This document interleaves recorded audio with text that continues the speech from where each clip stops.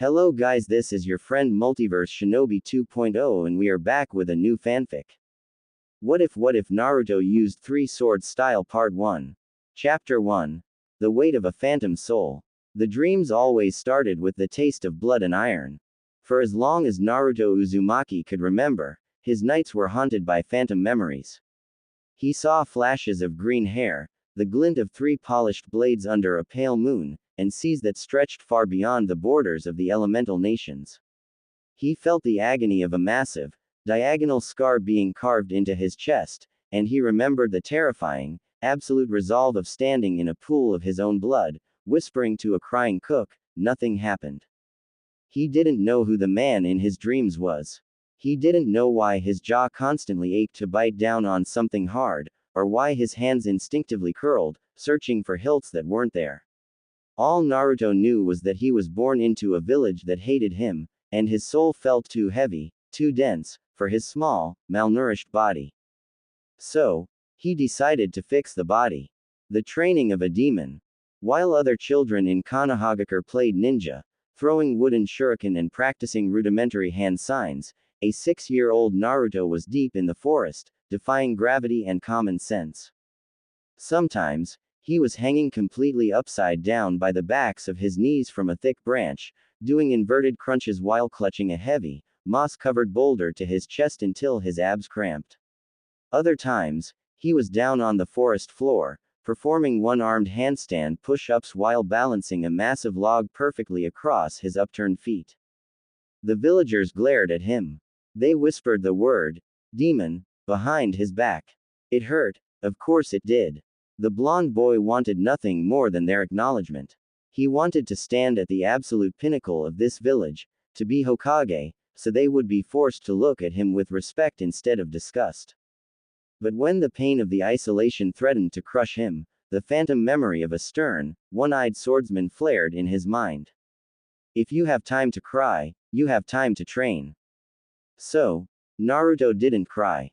He dropped the boulder, grabbed a thicker tree branch with his bare hands, and started a set of 2,000 rapid-fire pull-ups. He strapped rocks to his back and ran until his lungs burned. He punched tree trunks until his knuckles bled, calloused, and healed thicker than before.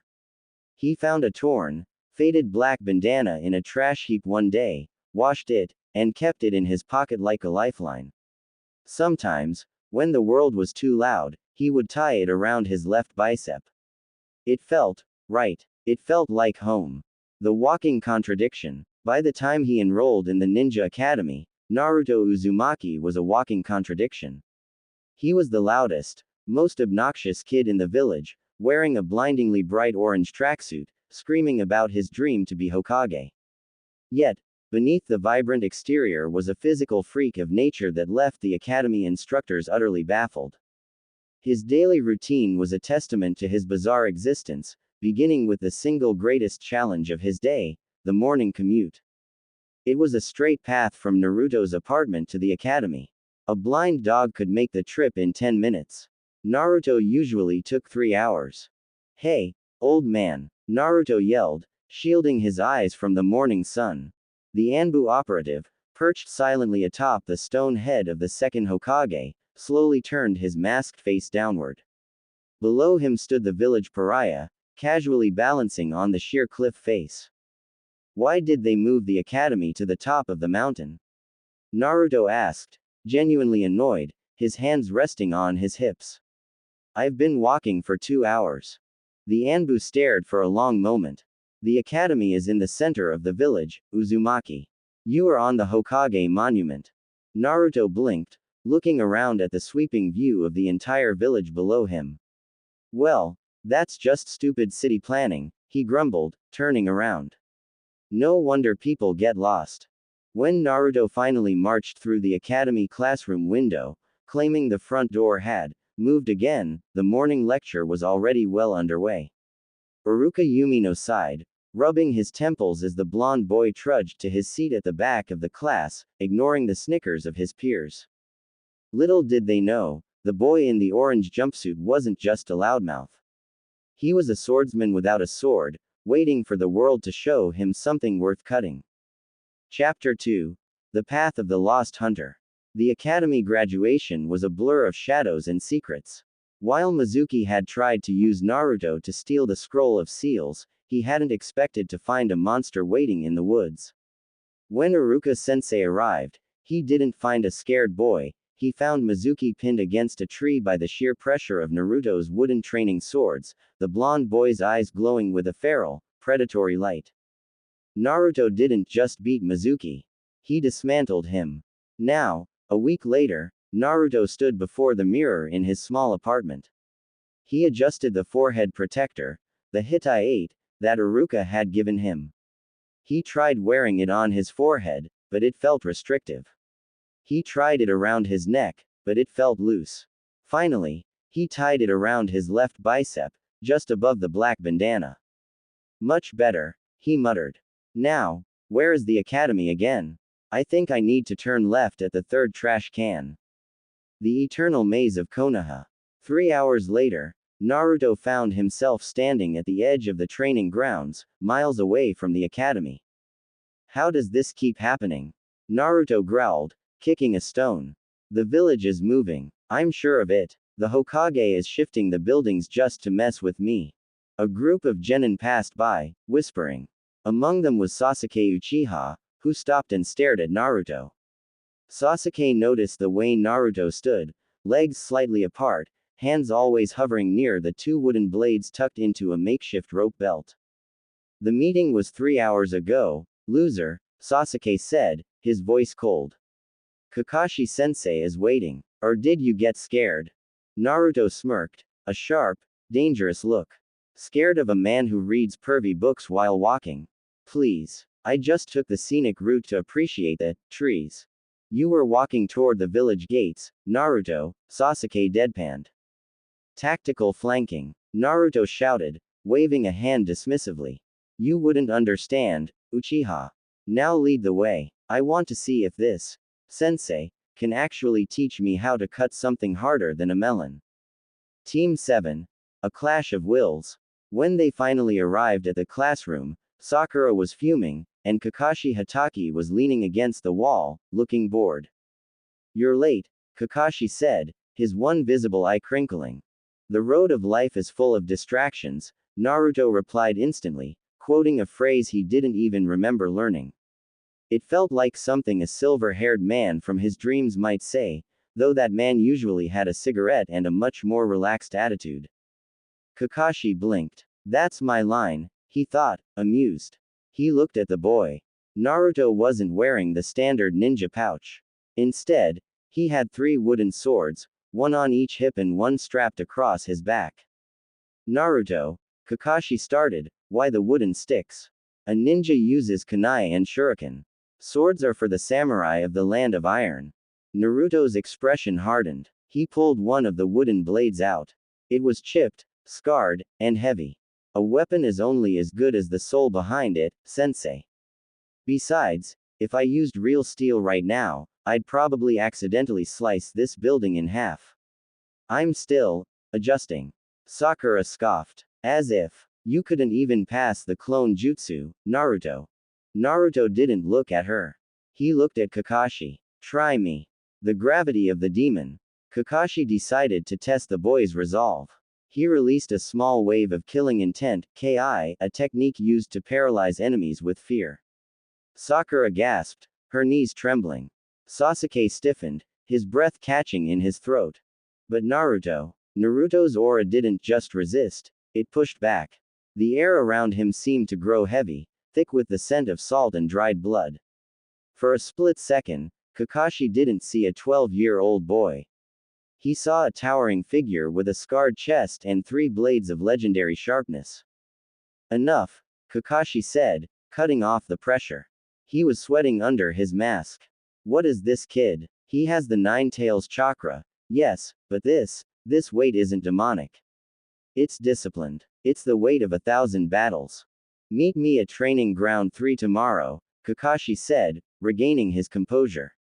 And don't eat breakfast. You'll throw it up.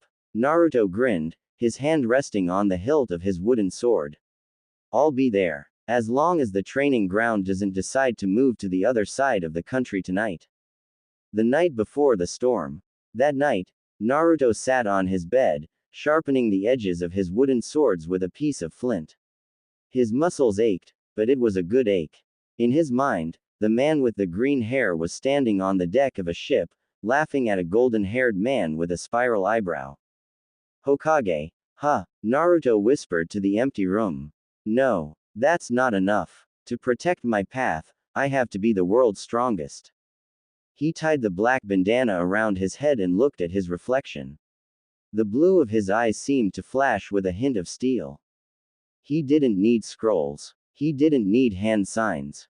He needed to cut. Chapter 3. The Three-Sword Style Awakens. The morning sun had barely touched the carved faces of the Hokage monument when Training Ground 3 became a stage for an impossible display. Sakura was yawning, Sasuke was brooding, and Naruto, against all odds, had arrived on time, mostly because he had spent the entire night sleeping in the wrong training ground and realized it was the right one by pure accident. You're early, Kakashi said, appearing in a swirl of leaves. He held up 2 silver bells. The rules are simple. Take these bells from me by noon. If you don't, you go back to the academy. Come at me with the intent to kill, or you'll never stand a chance. Sasuke and Sakura vanished into the underbrush instantly. They were ninjas, they knew the value of stealth. Naruto, however, remained standing in the center of the clearing. He reached behind his back and slowly untied the 3 wooden swords he had spent years carving from the hardest oak he could find. Naruto, didn't you hear? Kakashi asked, not looking up from his book. A ninja must hide their presence. I'm not much of a ninja, sensei, Naruto replied. His voice had dropped an octave, losing its childish rasp. And hiding is for those who are afraid of the wind. The ritual of the bandana. Naruto reached into his pocket and pulled out the faded black bandana. With a slow, deliberate motion, he tied it around his head. As the knot tightened, the atmosphere in the clearing shifted. The birds stopped chirping. Even Sasuke, hidden 50 yards away, felt a shiver run down his spine. Naruto took 1 wooden sword in his right hand, 1 in his left, and then, to Kakashi's genuine shock, he bit down on the 3rd one.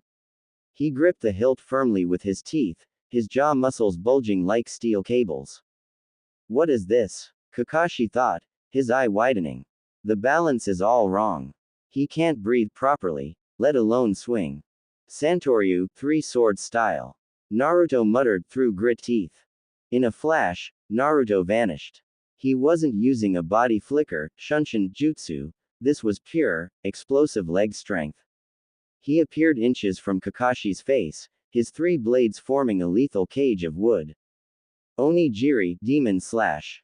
Naruto crossed his arms and swung with a twisting motion. The force was so great that it created a vacuum. Kakashi barely managed to tilt his head back, the wooden blade in Naruto's mouth grazing the tip of his mask. Crack. The air behind Kakashi exploded as the shockwave hit a tree, snapping it clean in half. The dance of the hunter. Kakashi leapt back, his book forgotten on the grass. That wasn't a jutsu. That was raw power. Naruto, who taught you that? Naruto didn't answer. He couldn't. With a sword in his mouth, his only language was violence. He spun like a whirlwind, his blades becoming a blur of brown and black. Toragari, tiger hunt. He descended on Kakashi from above, the 2 handheld swords striking like claws while the mouth sword acted as a finishing fang. Kakashi had to use both kunai to block, and even then, he was pushed deep into the dirt. The ground beneath his feet cracked under the pressure of a 12-year-old strike. I have to use it, Kakashi realized. He reached for his headband and slid it up, revealing the spinning crimson of the Sharingan. Nearby, Sasuke gasped. The Sharingan, why is he using it against Naruto? And how is that loser forcing a Junin to go all out with just sticks? The limits of wood. For the next 10 minutes, the training ground was a storm of splinters and steel. Kakashi was using his precognition to dodge, but Naruto was relentless. Every time Kakashi tried to find an opening, the 3rd sword, the one in Naruto's mouth, would lash out from an impossible angle, forcing Kakashi to retreat. But then, the inevitable happened. As Naruto lunged for a final strike, Kakashi coated his hand in chakra and caught the two side blades. With a swift kick, he struck the wooden sword in Naruto's mouth. Snap. The oak, unable to withstand the repetitive stress and Kakashi's reinforced strike, shattered into 1,000 pieces. Naruto skidded back, coughing, the broken hilt falling from his bleeding gums. It's over, Naruto, Kakashi said, breathing heavily. Your swords are gone. You fought well, but wood cannot defeat a ninja's tools. Naruto wiped the blood from his mouth and looked at the broken shards. He didn't look defeated. He looked hungry. You're right, sensei, Naruto said, untying the bandana. The predatory light in his eyes faded, replaced by a weary smile. Wood is just for practice. I think it's time I found some real iron. The lesson learned. The clock struck noon. None of them had the bells. But as they sat on the stumps, Naruto sharing his hidden stash of food with a hungry Sasuke and Sakura, Kakashi watched them with a strange sense of awe. You pass, Kakashi announced. But we didn't get the bells. Sakura cried. In the ninja world, those who break the rules are scum, Kakashi said, looking directly at Naruto. But those who abandon their friends are worse than scum. However, he walked over to Naruto and handed him a small slip of paper. Naruto, if you're going to use that style, you'll need something better than oak. Go to the village blacksmith. Tell him the White Fang's son sent you. Naruto's eyes lit up. Real swords. The best, Kakashi replied. Because if we're going on missions, I'd rather you slice the enemies than just give them splinters. Chapter 4. The Sound of Steel. The village blacksmith's shop was a dark, soot-covered corner of Konoha that most ninjas ignored. They preferred the flashy weapon shops that sold explosive tags and balanced kunai. But as Naruto stepped inside, his soul felt a sudden, sharp resonance. Old man, Kakashi-sensei sent me, Naruto yelled over the rhythmic clashing of a hammer. A burly man with scars up his arms looked up. The White Fang student, HMPH. You look like a brat who'd break a blade in a week. What do you want? Naruto didn't speak. He walked toward a rack of swords in the back. His hand hovered over several beautiful katanas, but he shook his head. Finally, his eyes landed on a dusty, heavy chest in the corner. He opened it. Inside were 3 blades. They weren't a matched set. One had a pure white hilt resembling the Wado Ikimonji, another was a dark, jagged blade with a red sheath, and the third was a heavy, straight-edged katana that looked like it could cleave a mountain. Those, the blacksmith laughed. Those are the cursed trio. They're too heavy for a genin. They've sat there for 20 years because nobody has the wrist strength to swing them without breaking their own bones. Naruto gripped the white-hilted sword. The moment his fingers closed around the leather wrap, the air in the shop turned cold. He felt a surge of familiarity, a phantom weight he had carried in his dreams for years. I'll take them, Naruto said, his voice flat and certain. You can't afford them, kid.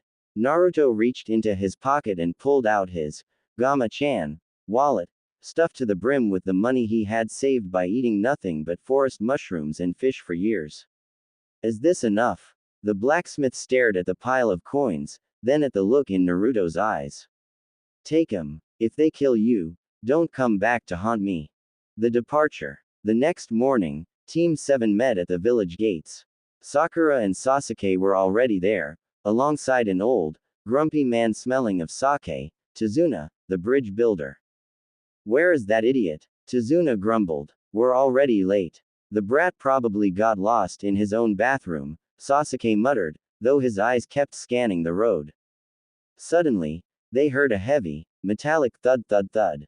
Naruto emerged from the morning mist. He looked different. He was still wearing the orange jumpsuit, but across his waist were 3 real katanas, tied with a thick, green sash. The weight of the steel made his footsteps heavy, cracking the dirt beneath him. You got real ones, Sasuke said, his voice laced with a hint of jealousy and respect. Yeah, Naruto grinned, though his face was pale. But I think the shop moved. I ended up in the Hokage's backyard 3 times before I found the gate. Kakashi sighed. As long as you're here, Naruto. Let's move. Our mission is to protect Tazuna-san until he finishes his bridge in the Land of Waves. The first encounter. Blood on the road. The journey was quiet until they passed a small puddle on a day it hadn't rained. Naruto stopped. His hand instinctively went to the white hilt at his waist. Scritch. 2 figures exploded from the puddle, the demon brothers of the mist. Their jagged chains flew through the air, wrapping around Kakashi and tearing him to pieces. Kakashi-sensei. Sakura screamed. The brothers didn't stop. They lunged toward Tazuna. 1 down, 1 to go. Sasuke moved fast, pinning their chain to a tree with a shuriken. But the brothers uncoupled their clawed gauntlets and dived for the old man. Get back. Sakura stepped in front of Tazuna, her kunai shaking. Shing. A sound like a tuning fork echoed through the forest. Naruto hadn't moved his feet, but his white-hilted sword was halfway out of its sheath. Itoryu, one sword style, Yakodori, bird dance. Naruto swung the heavy blade in a vertical arc. A literal wave of compressed air, a flying slash, flew forward. It wasn't chakra, it was pure physical displacement. The shockwave hit the 2 Chunin-level assassins midair. Their armor shattered. They were sent flying backward, slamming into trees with enough force to knock them unconscious instantly. Naruto didn't look at them. He was staring at his own sword, a drop of blood sliding down the steel. So, this is what real iron feels like. The shadow in the mist. Kakashi reappeared from the trees, unharmed, having used a substitution. He looked at the deep gouge Naruto's air slash had left in the ground. He's not even using chakra. Kakashi thought, a bead of cold sweat rolling down his neck. If he ever learns to combine that physical power with the Nine Tails energy, he won't just be a ninja. He'll be a natural disaster. Naruto, Kakashi said aloud. Good job. But keep your guard up. If the demon brothers are here, it means a much bigger fish is coming. Naruto tied his black bandana around his arm, his blue eyes hardening. Let him come. My blades are still hungry. And besides, Naruto looked around at the forest. I think the bridge is that way, or maybe it's that way. Actually, let's just follow the smell of the ocean. It's the only thing that doesn't move. Tazuna looked at the blonde boy with the 3 swords and shivered. For a moment, the mist seemed to thicken, and he could have sworn he saw the silhouette of a demon standing behind the child. Chapter 5. The Demon of the Mist vs. The Hunter of Konoha. The air grew thick and heavy, saturated with a moisture that didn't feel like rain. It was a cold, suffocating fog, the hidden mist jutsu. Kakashi-sensei, Naruto whispered, his hand already gripping the hilt of the dark, jagged blade on his right hip. The wind, it stopped. But the smell of blood just got stronger. Kakashi stepped in front of the group, his hand reaching for his headband. Everyone, stay behind me. Protect Tazuna-san. This isn't like the last time. Suddenly, a massive, broad-bladed sword, the Kubikiribocho, came spinning through the mist like a giant propeller. It sliced through the air with a terrifying whoosh. Down. Kakashi yelled. The team ducked just in time as the giant blade embedded itself into a tree trunk. A moment later, a man appeared, standing effortlessly on the handle of the sword. He was shirtless, his face wrapped in bandages, and his eyes were those of a cold-blooded killer. Zabuza Momochi, the demon of the hidden mist. Well, Zabuza rasped, his voice sounding like sandpaper on bone. Kakashi Hatake, the copy ninja. And what do we have here? A group of brats playing at being warriors. His gaze shifted to Naruto. He paused. He saw the 3 katanas at the boy's waist. He saw the way the boy's feet were planted, firm, unshakable, as if he were part of the earth itself. A swordsman, Zabuza chuckled darkly. In the hidden leaf. You've got the wrong village, kid. Swords are tools for butchers, not for children. The pressure of death. Zabuza released his killing intent. It was a physical weight, like being submerged in freezing water. Sakura fell to her knees, gasping for air. Even Sasuke was trembling, his kunai vibrating in his hand. But Naruto stood still. He wasn't trembling from fear. He was trembling from a strange, overwhelming sense of deja vu. In his mind, he saw a giant man with a hawk-like gaze standing on a coffin-shaped boat. He remembered the feeling of being completely outmatched, yet refusing to take a single step back. If I back down now, Naruto muttered, his voice surprisingly calm, everything I've done, all those dreams, they'll break. He reached into his pocket and pulled out the black bandana. He tied it slowly around his head. Sakura, Sasuke, guard the old man, Naruto commanded. It wasn't a request, it was an order. Naruto, don't, Kakashi warned. He's out of your league. Maybe, Naruto said, drawing all three of his blades. The white hilt went into his mouth, the jagged red into his right hand, and the heavy black into his left. But I've never been good at following the rules of leagues. The clash of steel. Zabuza's eyes narrowed. 3 swords? How ridiculous. Zabuza vanished from the tree and reappeared instantly in front of Naruto, swinging his massive executioner's blade downward. The weight of the strike was enough to crush a stone pillar. Clang. The sound was deafening. Sparks flew into the mist. To everyone's horror and amazement, Naruto had blocked the giant blade. He had crossed his 2 handheld swords in an X shape, while the sword in his mouth braced against the flat of Zabuza's steel.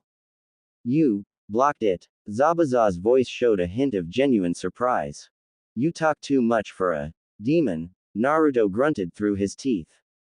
Santoryu. Hyakuhachi Pondo Ho, 108-pound phoenix. Naruto twisted his entire body, creating a spiral of cutting air. The force of the rotation threw Zabuza back, his massive sword vibrating from the impact. Naruto didn't stop. He lunged forward, his 3 blades becoming a blur of silver and black. The hunter's instinct. Zabuza used his water clone jutsu to surround Naruto. 5 clones emerged from the mist, all swinging their blades at once. Die, brat. Naruto closed his eyes. He didn't need to see them. He could hear their breath. The movement of the water, the vibration of the air, it was all a map in his mind. Santoryu. Gazumi Dori, crab clutch. With a lightning-fast horizontal snap of his swords, Naruto caught 3 clones at their midsections, popping them back into harmless water. He then spun on his heel, his mouth sword slicing through the 4th clone's neck.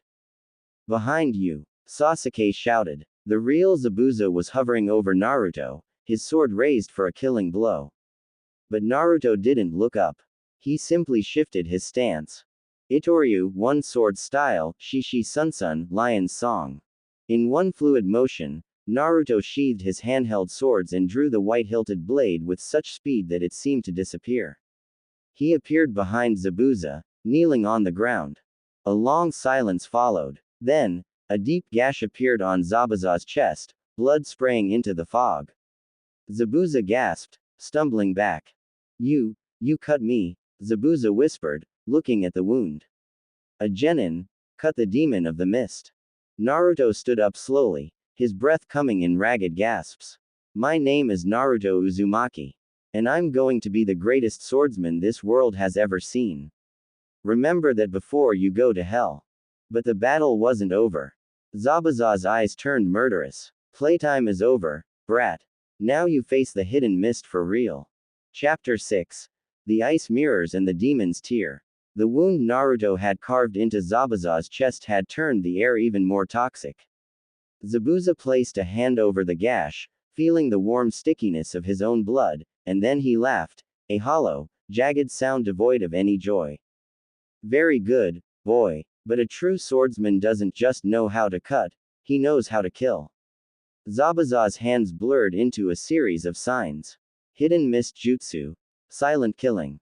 The fog thickened instantly, turning into a white wall of absolute blindness. Naruto couldn't even see his own hands. Kakashi's voice rang out from the gloom, Naruto. Sharpen your senses. He'll find you by your voice, your breath, and even the beat of your heart. Naruto gripped his 3 blades tighter. He closed his eyes. Breathe. The breath of the stone, the breath of the trees, the breath of the enemy. Suddenly, a cold whistle sliced the air near his right ear. Zabuza's massive blade came out of the white void. Naruto blocked it, but the impact sent him skidding back. At that same moment, a hail of Senbon needles flew from the mist toward the others. Sasuke. Sakura. Naruto roared. But Sasuke was already in hell. Standing before him was the masked boy, Haku. The hell of crystal ice mirrors. I am sorry. Haku's voice was calm, laced with a tragic weight. But for the sake of the person I serve, I must kill you. Haku's hands moved, and suddenly, massive mirrors of ice rose around Sasuke. He was trapped. Haku appeared in every mirror simultaneously, a haunting kaleidoscope of death. Naruto saw Sasuke being torn apart by needles. He tried to rush to his aid, but Zabuza blocked his path.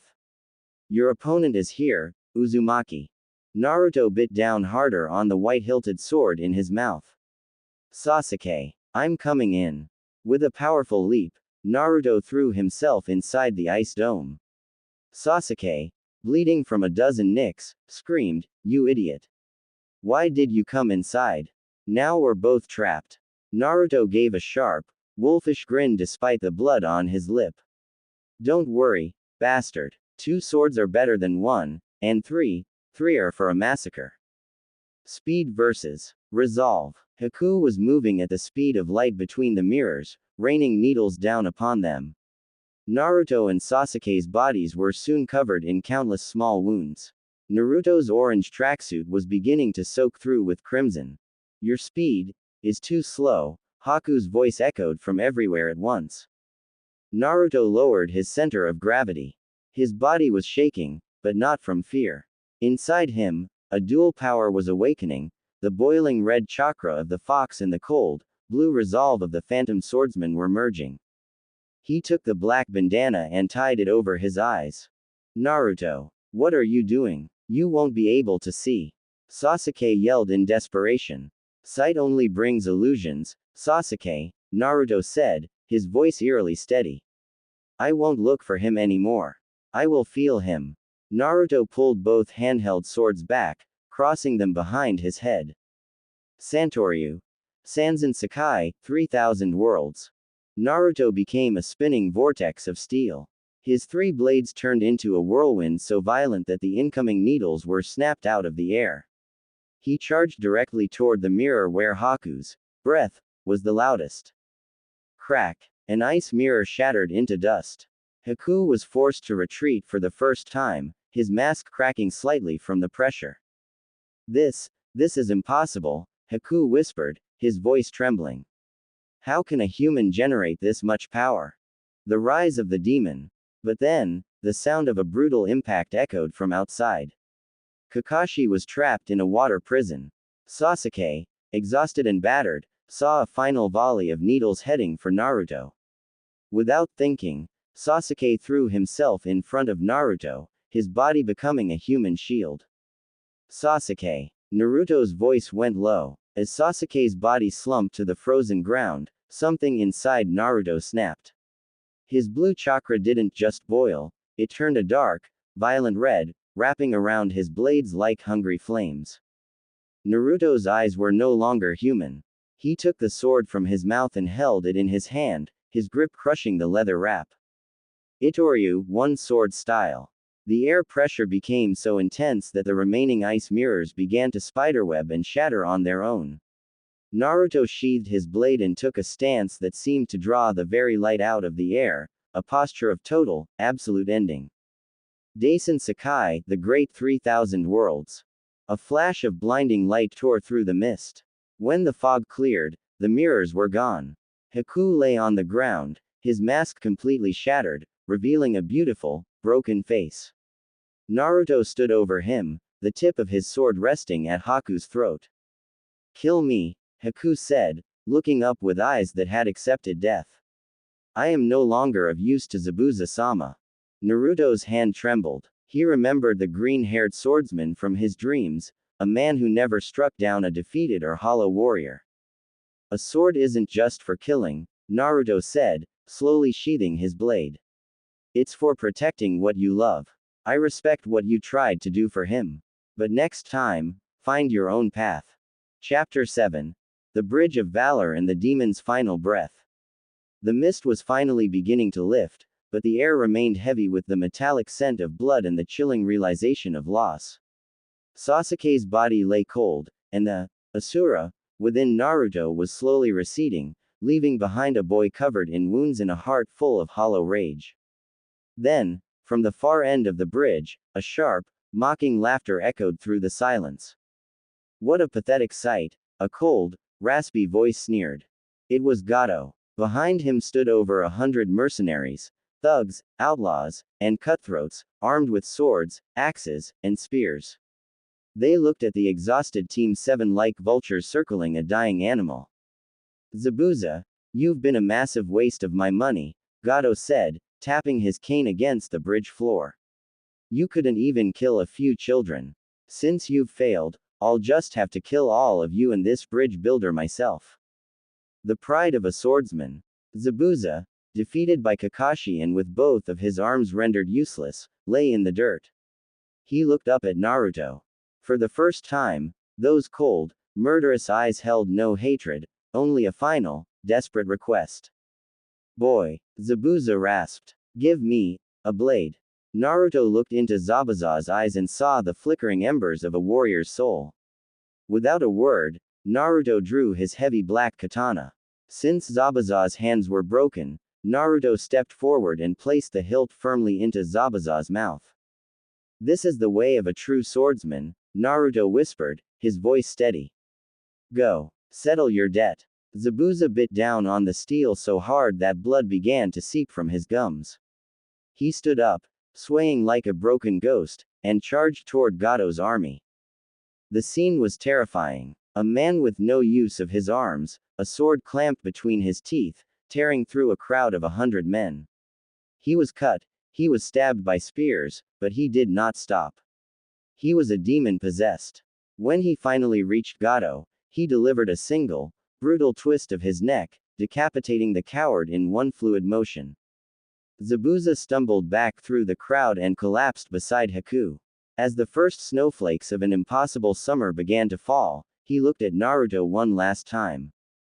Naruto, do you think we will go where he is? Naruto looked at the sky, his hand resting on his own sword hilt. Yes, you'll be together. A new resolve. A few days later, the bridge was completed. Tazuna and the villagers gathered to see Team 7 off. To everyone's relief, Sasuke had survived, Haku had missed his vital organs on purpose, a final act of mercy Naruto would never forget. What shall we call this bridge? A villager asked. Tazuna looked at Naruto. The boy stood with 3 katanas at his waist, his black bandana tied around his arm, his eyes reflecting a depth of experience no 12-year-old should possess. We will call it the Great Uzumaki Bridge, Tazuna declared. Because this boy taught us how to find our own path. As they walked back toward Konoha, Naruto lagged behind. True to his new nature, he had already taken a wrong turn and ended up on top of a high ridge overlooking the wrong valley. Naruto, get down here. The village is that way. Sakura screamed, pointing in the opposite direction. Naruto laughed, adjusting his swords. Sasuke watched him closely. He isn't that loudmouth kid anymore, Sasuke thought. The sound of his steel, the world is going to hear it soon. In his mind, Naruto spoke to the green-haired master from his dreams. Sensei, I've won my first real battle. But I'm still a long way from being the world's strongest. The path is long, and I'll probably get lost 1,000 times, but I won't stop. Current word count status. Approximately 11,500 words. The next milestone. The Chunin exams. This is where the story shifts gears. Naruto will face the blinding speed of Rock Lee and the absolute defense of Gaara. Can his swords cut through sand? Can he keep up with a master of taijutsu? Chapter 8. The Beast of Jade and the Three-Blade Stance. The return to Konohagakure was marked by a strange tension. Word of the Demon of the Mists defeat had spread among the Junin, and eyes were now fixed on the blonde boy with the 3 swords. But Naruto didn't notice the stairs. He was too busy trying to find his way to the ramen shop and ending up in the middle of the training forest for the fourth time that morning. I swear, this forest is following me, Naruto growled, adjusting the three-sword sash at his waist. It's not the forest that's moving, Naruto. It's your lack of any spatial awareness, a voice sighed. Naruto looked up to see Team 7 regrouping. But before they could head to the academy to submit their Chunin exam applications, a blur of green intercepted them. The challenge. Steel versus Fist. Standing before them was a boy with thick eyebrows, a bowl cut, and a shining green spandex suit. He stood on one hand, his eyes burning with what he called the power of youth. You there, the one with the swords. Rock Lee shouted, flipping upright. My name is Rock Lee. I have heard of a genin who fights with the spirit of a wild beast. I wish to test my taijutsu against your kenjutsu. Sasuke stepped forward, his ego bruised from the land of waves. Step aside, bushy brows. He's my teammate. If you want a fight. No, Naruto interrupted, his hand resting on the hilt of the white katana, Wado Ikimanji. He's not looking at you, Sasuke. He's looking at me. Naruto felt it, the sheer discipline radiating off Lee. It was the same kind of obsessive energy he felt in his dreams. Lee didn't use ninjutsu, he used his body as a blade. I accept, Naruto said, his voice dropping. He tied the black bandana around his forehead. The speed of youth. The fight began without a countdown. Lee disappeared. He was so fast that Sakura lost track of him instantly.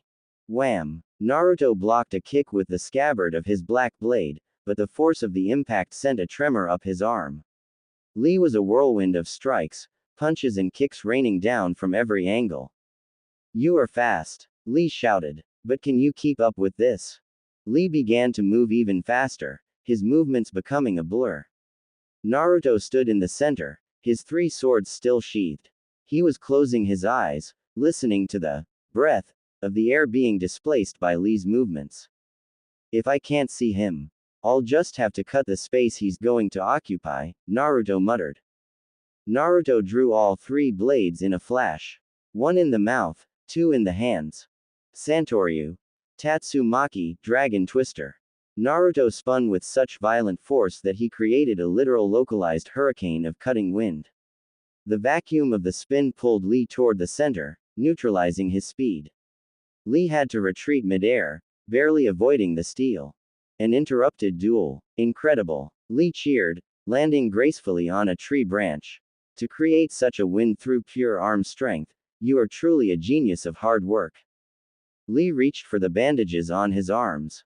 Now, I shall show you the hidden lotus. Thwack. A giant tortoise appeared out of nowhere, stopping Lee in his tracks. A moment later, a man who looked exactly like an older version of Lee, Might Guy, appeared on top of the tortoise. Lee, that is enough, Guy shouted with a theatrical pose. You do not use those techniques against a fellow comrade of the Leaf. Especially not before the exams. Guy then turned his gaze toward Naruto. His smile didn't fade, but his eyes became sharp. This boy, he has the same calluses on his hands as a master swordsman of 50 years. And that stance, it's not from any scroll in this village. Naruto Uzumaki, Guy said, giving a thumbs up that sparkled. Your youth is blinding. I look forward to seeing your blades in the arena. The gate to the exams. As Guy and Lee departed, Naruto sheathed his swords. His hands were shaking slightly, not from fear, but from the thrill. For the first time, he had met someone who trained as hard as he did. The Chunin exams, Naruto whispered, looking at the academy building, which was, fortunately, actually in front of him this time. There are going to be more people like him there. People worth cutting. Sasuke watched Naruto's back, a dark flame flickering in his eyes. I need the Sharingan. If I don't evolve, I'll be left in this loser's dust.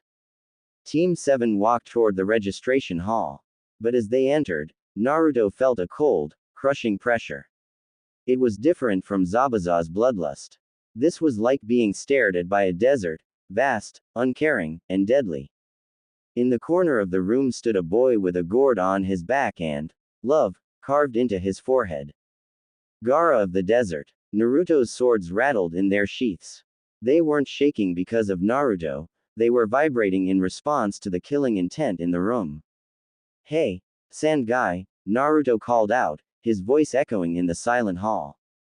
Gaara turned his cold, sleepless eyes toward Naruto. Make sure you don't lose before you get to me, Naruto grinned, patting his three hilts. I want to see if my steel can turn your sand into glass. The Chunin exams had officially begun. Chapter 9. The Forest of Death and the Snake's Shadow. The iron gates of the 44th training zone groaned as they swung open. The air inside the forest was thick with the scent of wet earth, rotting vegetation, and something more primal, fear. Team 7 had their scroll. Their objective was simple. Take the matching scroll from another team and reach the tower at the center. Stay sharp, Sasuke whispered, his Sharingan already swirling with two Tomo. In here, everything is an enemy. Naruto didn't reply. He was busy staring at a map he had drawn on a leaf. If we go north, no, wait. Is north toward the big tree or the slightly bigger tree? We're going toward the center, Naruto. Just follow the smell of the tower. Sakura snapped, though her hands were shaking. The predator awakes. They hadn't been in the forest for an hour when the atmosphere changed. The insects went silent. A massive gust of wind tore through the canopy, and a terrifying pressure descended upon them. From the shadows of a giant fern, a slender figure emerged. She wore the headband of the grass village, but her eyes held a depth of malice that felt ancient. Orochimaru. The Sannin didn't say a word. He simply released a wave of killing intent so concentrated it manifested as a hallucination of death. Sakura and Sasuke were paralyzed, their minds screaming as they saw their own heads being severed. Sasuke, in a desperate bid to regain control, stabbed his own leg with a kunai. The pain broke the trance. Run. Sakura. Naruto, move. But Naruto didn't run. He was standing perfectly still, his three swords rattling in their sheaths. He wasn't paralyzed by fear, he was vibrating with a rhythmic, pulsing energy. Steel versus scales. A fascinating specimen, Orochimaru hissed, his tongue flickering out to lick his lips. The Jinchuriki, but with the soul of a swordsman from another world. Tell me, boy, can your little toothpicks cut through the skin of a god? Orochimaru summoned a gargantuan snake, as thick as a house, which lunged at Naruto with its jaws wide. Naruto didn't flinch. He tied his black bandana around his head. His blue eyes turned cold, focused on a single point in space. He drew the two katanas at his hips, crossing them, and then bit down on the Wado Ikimanji. Santoryu. Nigiri, two-handed rip. As the giant snake closed in, Naruto didn't dodge. He spun. Toro Samon climbing tower sand ripple. Two vertical slashes of compressed air flew upward, followed by a horizontal strike from his mouth blade. The massive snake wasn't just cut, it was diced into clean, symmetrical cubes of flesh. Blood rained down on the forest floor like a crimson storm. Orochimaru's eyes widened. No chakra, just pure air pressure. How delightful. The Ashura aura. Orochimaru moved with liquid grace, his neck stretching out like a serpent to strike at Naruto's neck. Naruto parried the Kusanagi blade that emerged from Orochimaru's mouth with his handheld swords, the clash of steel ringing through the forest. You're strong, Naruto grunted through the sword in his teeth. But you smell like a lizard that's been hiding under a rock for too long. Naruto leapt back, sheathing two of his swords. He lowered his center of gravity until his chest nearly touched the ground. He placed both hands on the hilt of his third blade. Itoryu Ei. Shishi Sunsun, one sword style re-sheath. Lion's Song. In a blink, Naruto vanished. He appeared behind Orochimaru, the sound of his sword clicking back into its scabbard echoing in the silence.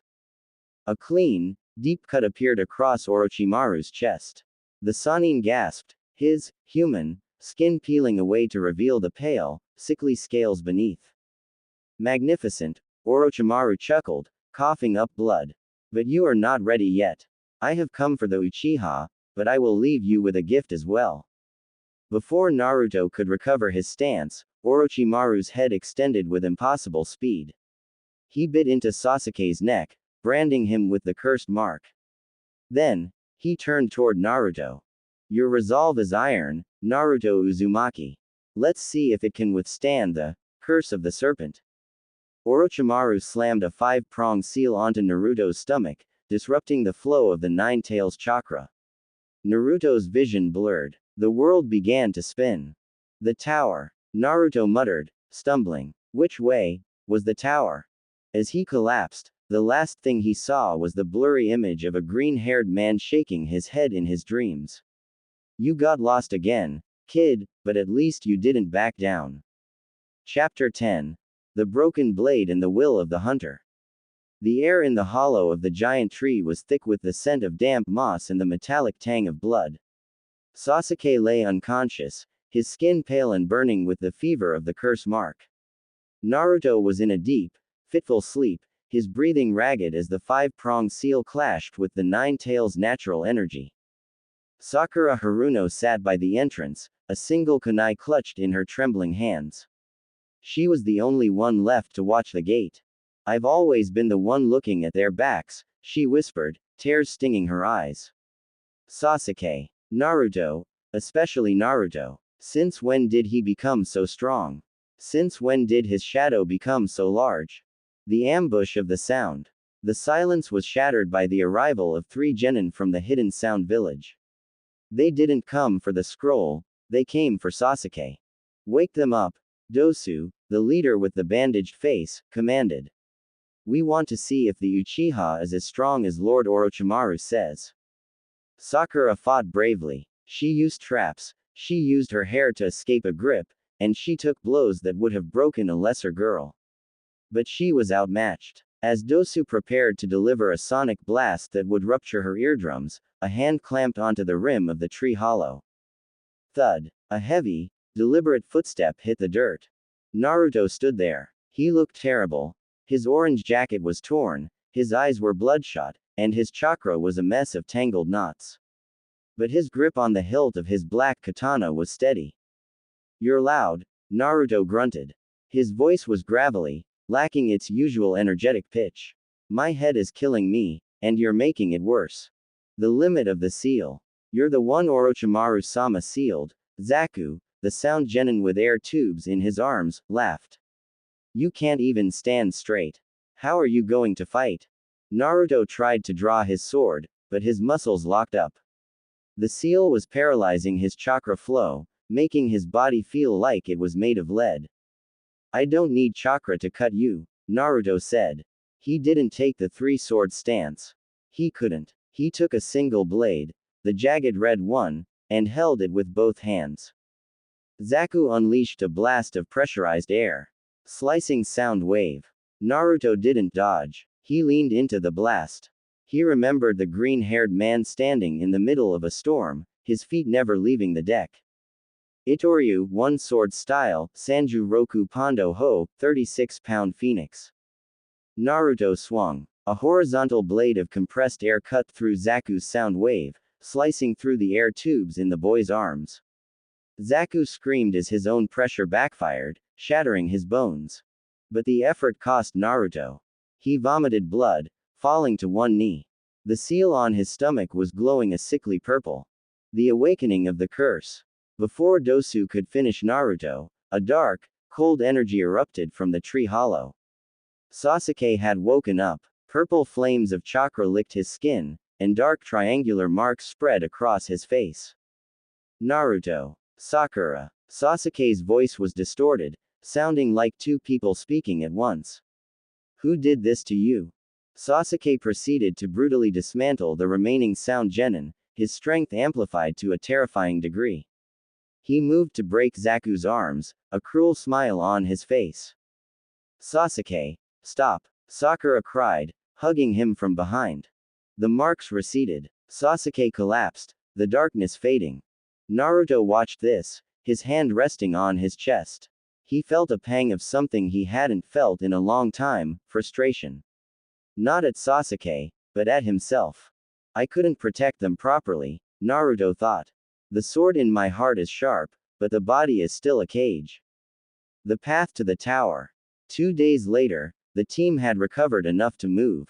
They had acquired the second scroll from a group of Rain Genin. Now, they just had to find the center. Alright, Naruto said, looking at the towering trees. The tower is definitely that way. He pointed toward a mountain in the distance. Naruto, Sakura said gently, that's the way we came in. The tower is exactly behind us.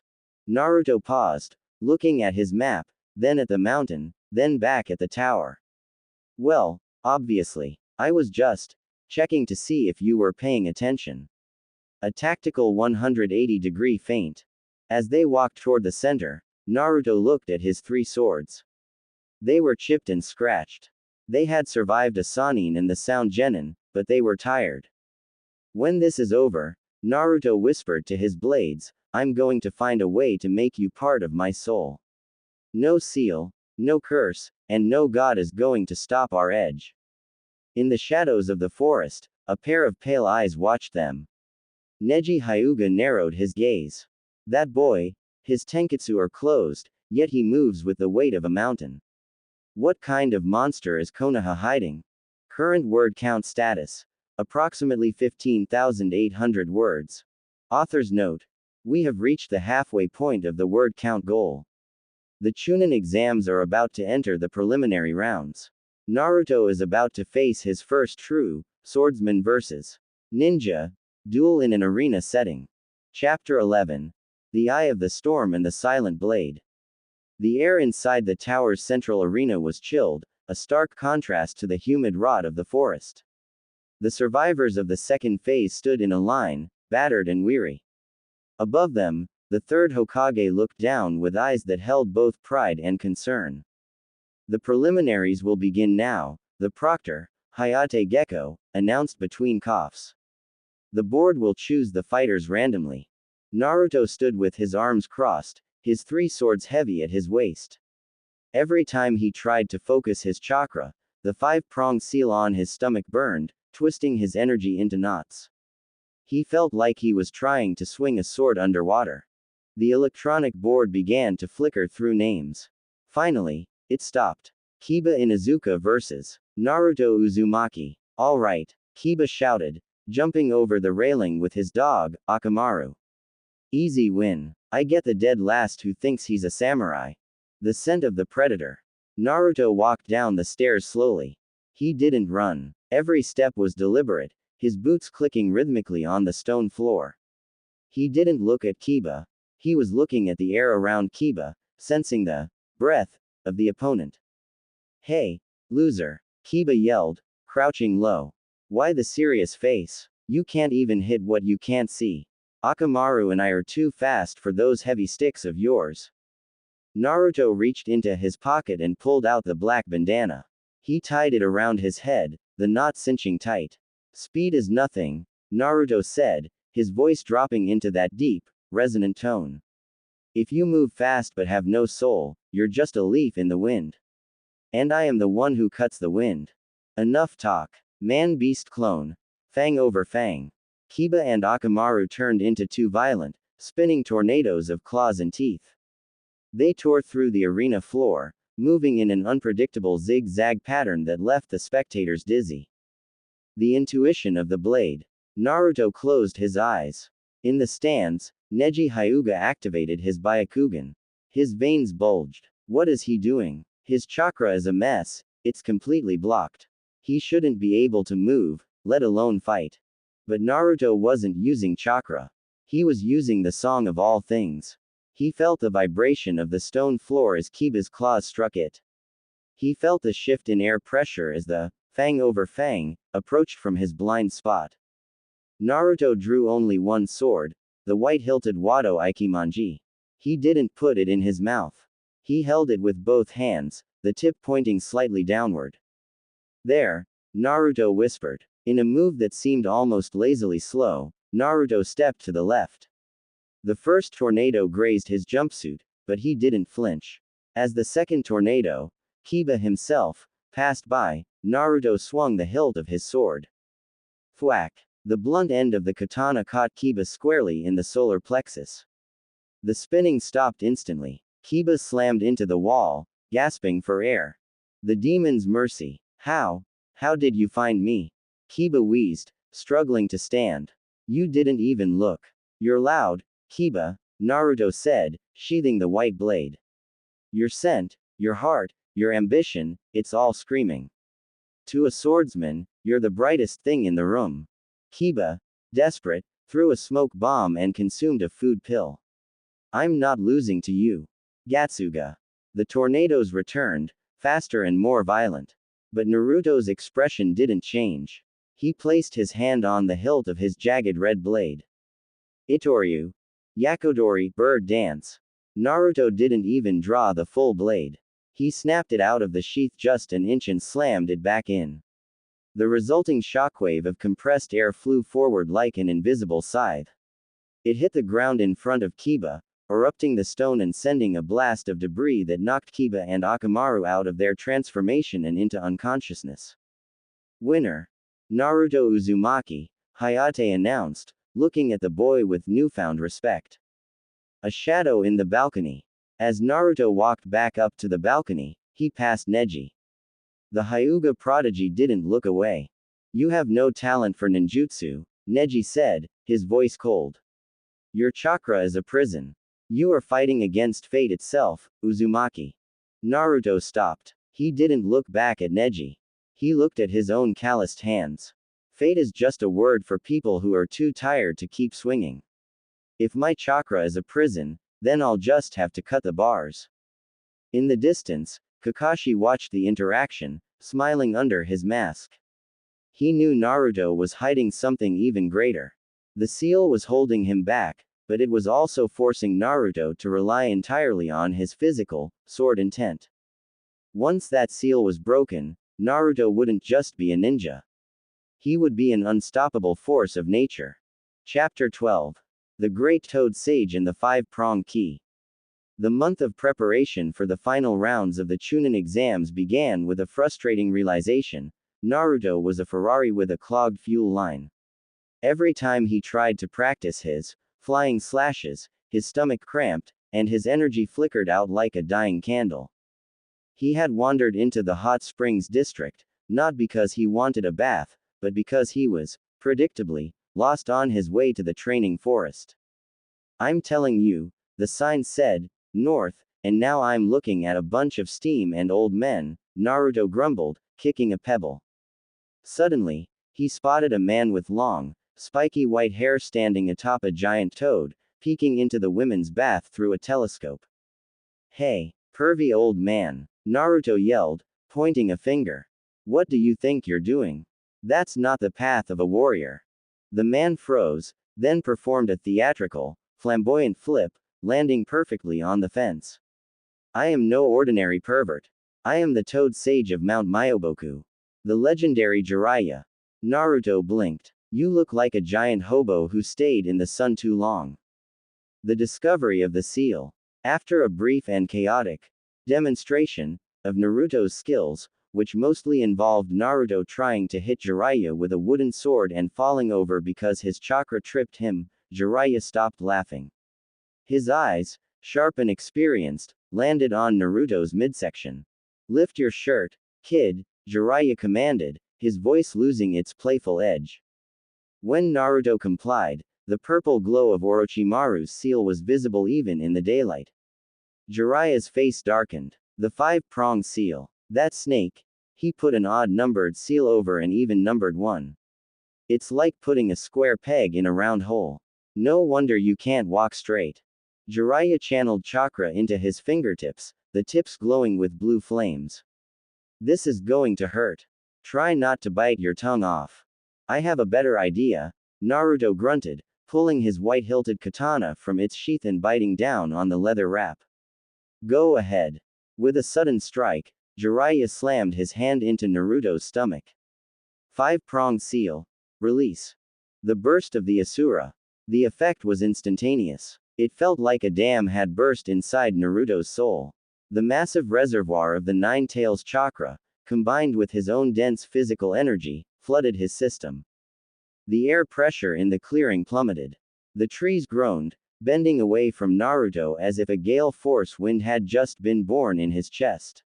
Naruto's blue eyes flickered with a hint of gold and crimson, and the three swords at his waist began to hum, a high-pitched, metallic vibration that shattered the nearby windows. Jiraiya skidded back, his hair whipping in the wind. What is this? This isn't just the Nine Tails. This kid has a physical density that shouldn't be possible. It's like his spirit is made of lead.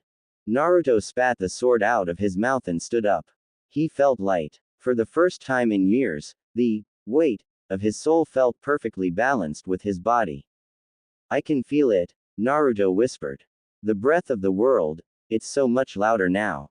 The training begins. For the next 3 weeks, Jiraiya didn't teach Naruto ninjutsu. He realized Naruto's brain wasn't wired for hand signs or complex illusions. Instead, he taught him about nature energy and how to synchronize his sword intent with his chakra. Listen, kid, Jiraiya said, sitting by a waterfall. A sword is just a piece of metal until you give it a soul. You've been using your muscles to move the air. Now, use your spirit to move the world. Naruto spent days standing under the freezing waterfall, his 3 blades unsheathed and resting across his knees. He wasn't just meditating, he was trying to cut the water without moving his hands. By the end of the month, Naruto had mastered a new level of his style. He wasn't just a boy with 3 swords anymore. He was becoming a master of the Santoryu, secret arts. The morning of the finals. On the day of the final tournament, the stadium was packed with daimyos, villagers, and ninjas from across the world. Naruto stood at the entrance, his black bandana tied firmly around his head. Uzumaki Naruto, the proctor called. Naruto walked into the arena. Across from him stood Neji Hyuga, the genius of fate. You came, Neji said, his Byakugan already active. But no matter how much you've trained, a failure cannot change the destiny he was born with. You are a bird in a cage, Naruto. Naruto smiled, a slow, dangerous expression. He drew all 3 katanas. The sunlight glinted off the polished steel, casting long, sharp shadows across the dirt. You're right about one thing, Neji, Naruto said, his voice echoing in the silent stadium. There is a cage, but you're wrong about who's inside it. Naruto took his stance, his body vibrating with a power that made the very ground beneath Neji's feet crack. I'm not the bird. I'm the one who's going to cut the sky. Chapter 13. The Cage of Destiny and the Blade of Liberation. The stadium was a sea of roaring voices, but to Naruto, it was silent. He stood in the center of the arena, the weight of his 3 swords providing a grounding comfort. Across from him, Neji Hyuga stood in the classic gentle fist stance, his eyes veined and predatory. The match begins, the proctor shouted, leaping back. Neji didn't wait. He moved with the grace of a predator, his palms glowing with blue chakra. You are within my range, Neji whispered. 8 trigrams, 64 palms. Neji's hands became a blur, striking at Naruto's pressure points with surgical precision.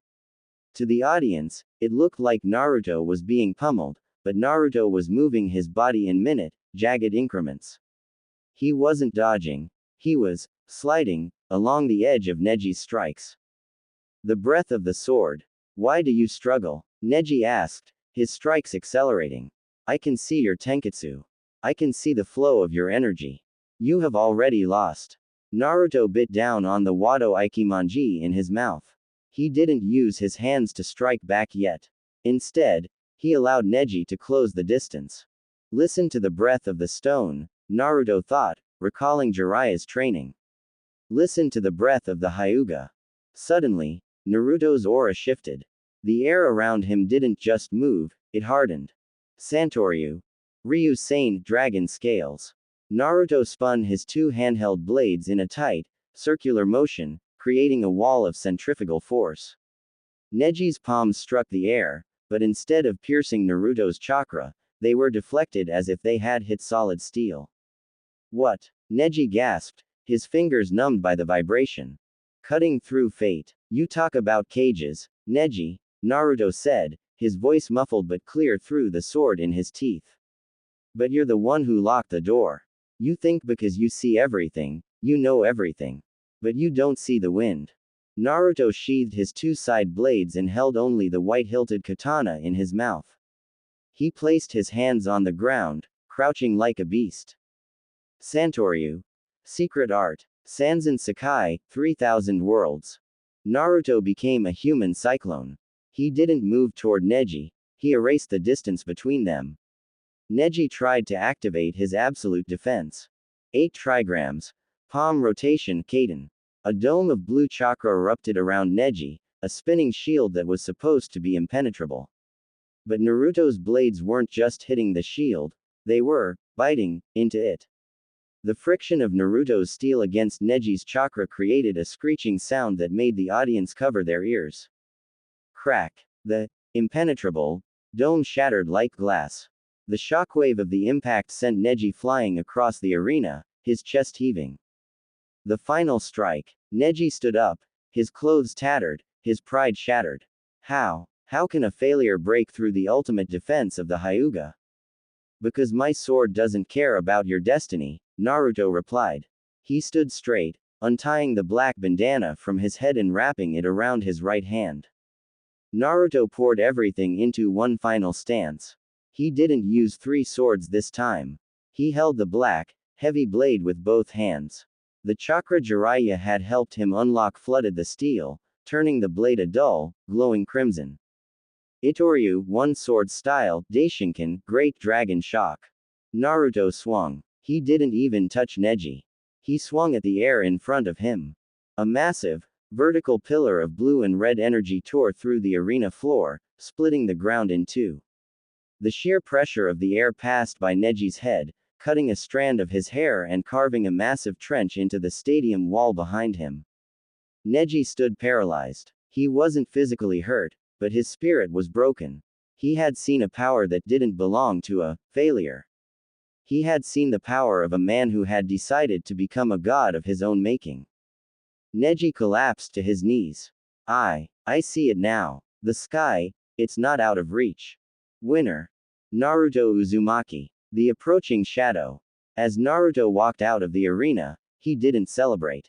He felt a chill in the air. High above in the cage's booth, the cage leaned forward, a sinister glint in his eyes. The invasion was about to begin. Naruto looked at his swords. They were singing. They knew that the real blood was about to be spilled. Get ready, Naruto whispered to the phantom of the green-haired man.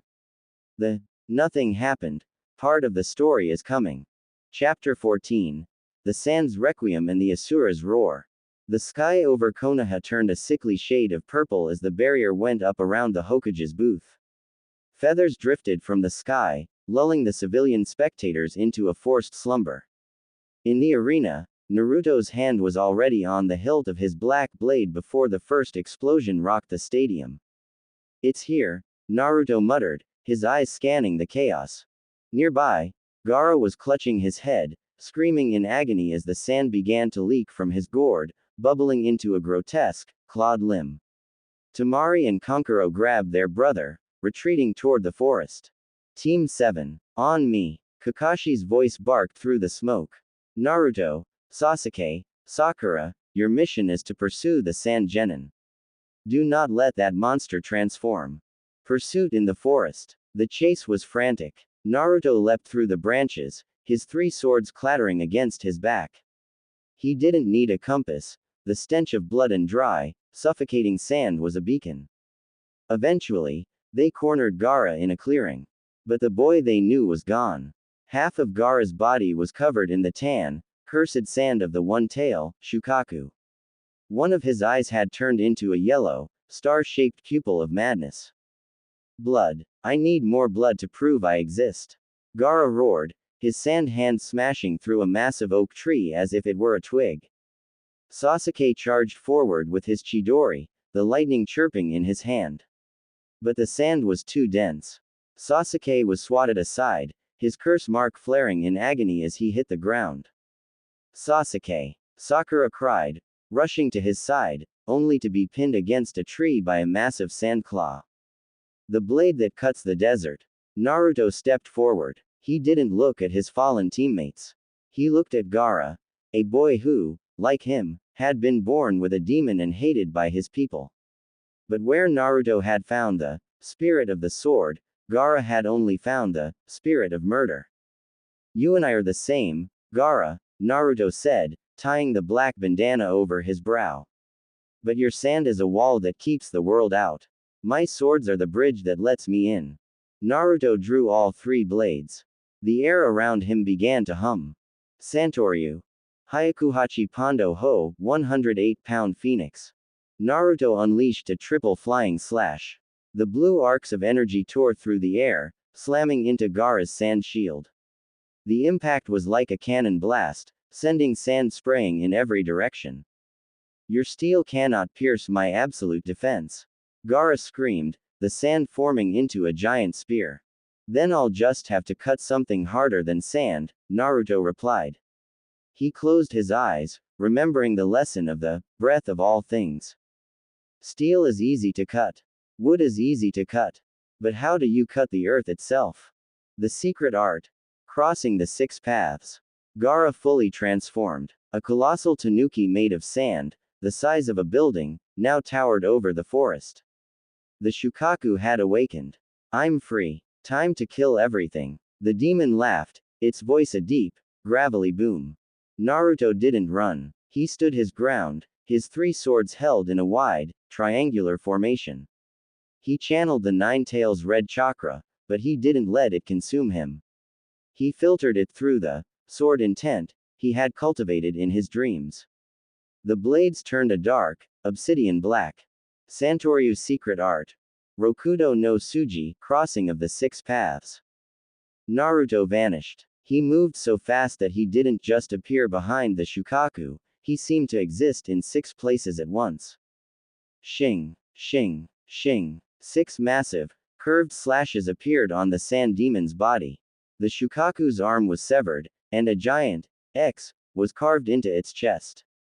The sand couldn't reform. The spirit of the cut was too strong. What is this? The Shukaku shrieked. How can a human cut through my desert? Naruto appeared in the air, directly in front of the Shukaku's head, where Gaara's sleeping body was half merged. Naruto didn't use a sword for the final blow. He lunged forward and delivered a massive headbutt, his forehead clashing against Gaara's with a sound like a hammer hitting an anvil. The bond of the pariahs. The transformation crumbled. The massive sand monster dissolved into a rain of harmless dust.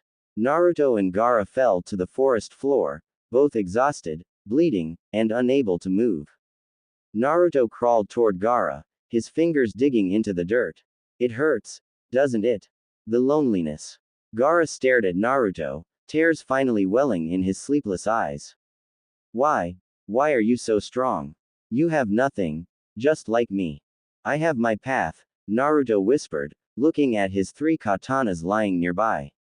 And I have people who look at me. Not as a demon, but as a swordsman. Gaara closed his eyes, the murderous intent finally vanishing. For the first time in his life, the desert inside him was still. Chapter 15. The Red Moon and the Shark's Maw. The village was in mourning. The third Hokage was gone, and the smell of smoke still lingered in the air. Naruto sat on the roof of his apartment, his 3 swords resting across his lap. He was cleaning the dried sand of the desert from the blade of his black katana, but his mind was elsewhere. The old man is dead, Naruto whispered. And I wasn't even there to cut the barrier. Suddenly, the hair on the back of his neck stood up. The air didn't just turn cold, it turned heavy, as if the oxygen had been replaced by liquid lead. He looked toward the village gate. 2 figures in black cloaks with red clouds were walking calmly through the street. One had a massive sword wrapped in bandages, Samahata, and the other had eyes that glowed with a crimson, 3-tomo pattern. The encounter at the tea shop. Naruto didn't wait for orders. He followed the scent of sea salt and old blood. He found them at a small tea shop, where Kakashi, Asuma, and Kurenai were already facing off against the intruders. So, this is the 9 Tails, the tall, shark-like man, Kisame Hoshigaki, grinned, revealing rows of razor-sharp teeth. He looks more like a wandering samurai than a ninja. Look at those toothpicks on his hip. The man beside him, Itachi Uchiha, didn't speak. His eyes locked onto Naruto's. Don't look into his eyes, Naruto. Kakashi barked. Itachi can end this fight before you even draw your steel. The sightless swordsman, Naruto didn't look away. Instead, he reached into his pocket and pulled out his black bandana. But he didn't tie it around his forehead. He tied it over his eyes. The clearing went silent. Even Kisame stopped laughing. Are you forfeiting, boy? Kisame asked, resting Samahata on his shoulder. Or are you so scared you can't bear to look at us? I don't need my eyes to see you, Naruto said, his voice as cold as a mountain stream. He drew all three katanas, the steel singing as it left the scabbards. I can hear the breath of your sword, shark man. And I can feel the coldness of the man beside you. You are both standing in my range. Santoryu. OGI, secret art. Kanpaku. Naruto lunged. He didn't aim for Itachi, knowing the Uchiha's speed. He went for Kisame. The air pressure behind his dash was so intense it shattered the teacups on the tables nearby. Clang. Naruto's blades collided with Samahata. The living sword shrieked, its scales standing on end as it tried to eat Naruto's chakra. But Naruto wasn't using chakra, he was using pure, raw kinetic energy. What is this? Kisame grunted, his feet digging into the dirt. My sword can't drain his power. It's like I'm trying to eat a mountain. The illusion of fate. Itachi moved. In a blur of speed, he appeared beside Naruto, a kunai aimed at Naruto's throat. Even with the blindfold, Naruto tilted his head back, the blade grazing his bandana. Your intuition is remarkable, Itachi said softly. But even a blind swordsman must eventually fall to the truth of the world. Itachi activated his Tsukuyomi. Even through the cloth, the sheer mental pressure tried to invade Naruto's mind. But something strange happened. Inside Naruto's head, he wasn't alone. He saw the phantom of the green-haired swordsman standing in a sea of blood. The phantom gripped a sword and swung, mentally, cutting through the illusion. Naruto's blindfold tore in half as he surged forward, his mouth sword aiming for Itachi's chest. Itachi had to use a body flicker to retreat, his expression changing from indifference to genuine intrigue. You broke through, Itachi noted, his Mangekyo Sharingan bleeding slightly. It seems your spirit is as sharp as your steel. The retreat. Before the fight could escalate, Jiraiya appeared in a swirl of fire and smoke. That's enough, Akatsuki. You're on the wrong side of the wall. Kisame looked at Itachi. Should we finish them? No, Itachi replied, his hand covering his eye. My goal was to check the boy's progress. We have what we came for. Let's go. As the Akatsuki vanished into a murder of crows, Naruto collapsed to his knees, his swords falling from his hands. His head felt like it was being split by an axe. Naruto. Sakura ran toward him. Naruto looked up, his blue eyes bloodshot. He didn't look scared. He looked enlightened. That man with the red eyes. Naruto whispered. He didn't just fight me. He showed me that I'm still just a child playing with toys. I need to be stronger. I need to find the sword that can cut through time itself. Jiraiya put a hand on Naruto's shoulder. Then come with me, kid. We're going to find the new Hokage, and I'm going to show you what a Sannin level sword style really looks like. Chapter 16. The Spiral of Steel and the Great Collapse. The road to the town of Tanzaku was long, dusty, and filled with Jiraiya's constant detours into research, peeking at local bathhouses. Naruto, however, spent every walking second with a wooden sword in each hand and one in his mouth, trying to perform a feat Jiraiya had described as the spiral of the heavens. Listen, kid, Jiraiya said, tossing a water balloon to Naruto. Your slashes are sharp, but they're linear. A true master understands the power of rotation. If you can make your sword intent spin like a whirlpool, you won't just cut, you'll pulverize. The three-stage training. Naruto stared at the water balloon. He didn't have the delicate chakra control of a normal ninja. He was a blunt instrument.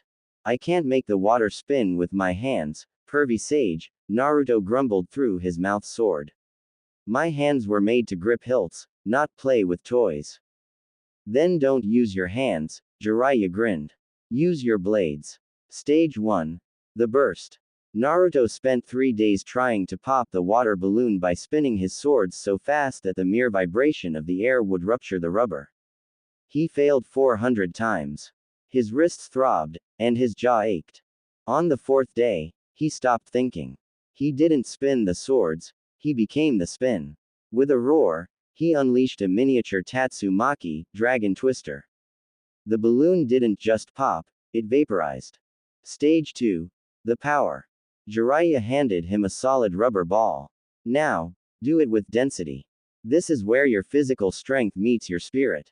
Naruto struggled. The rubber was too tough. He realized that to break it, he had to focus all 3 points of his swords into a single, rotating point of impact.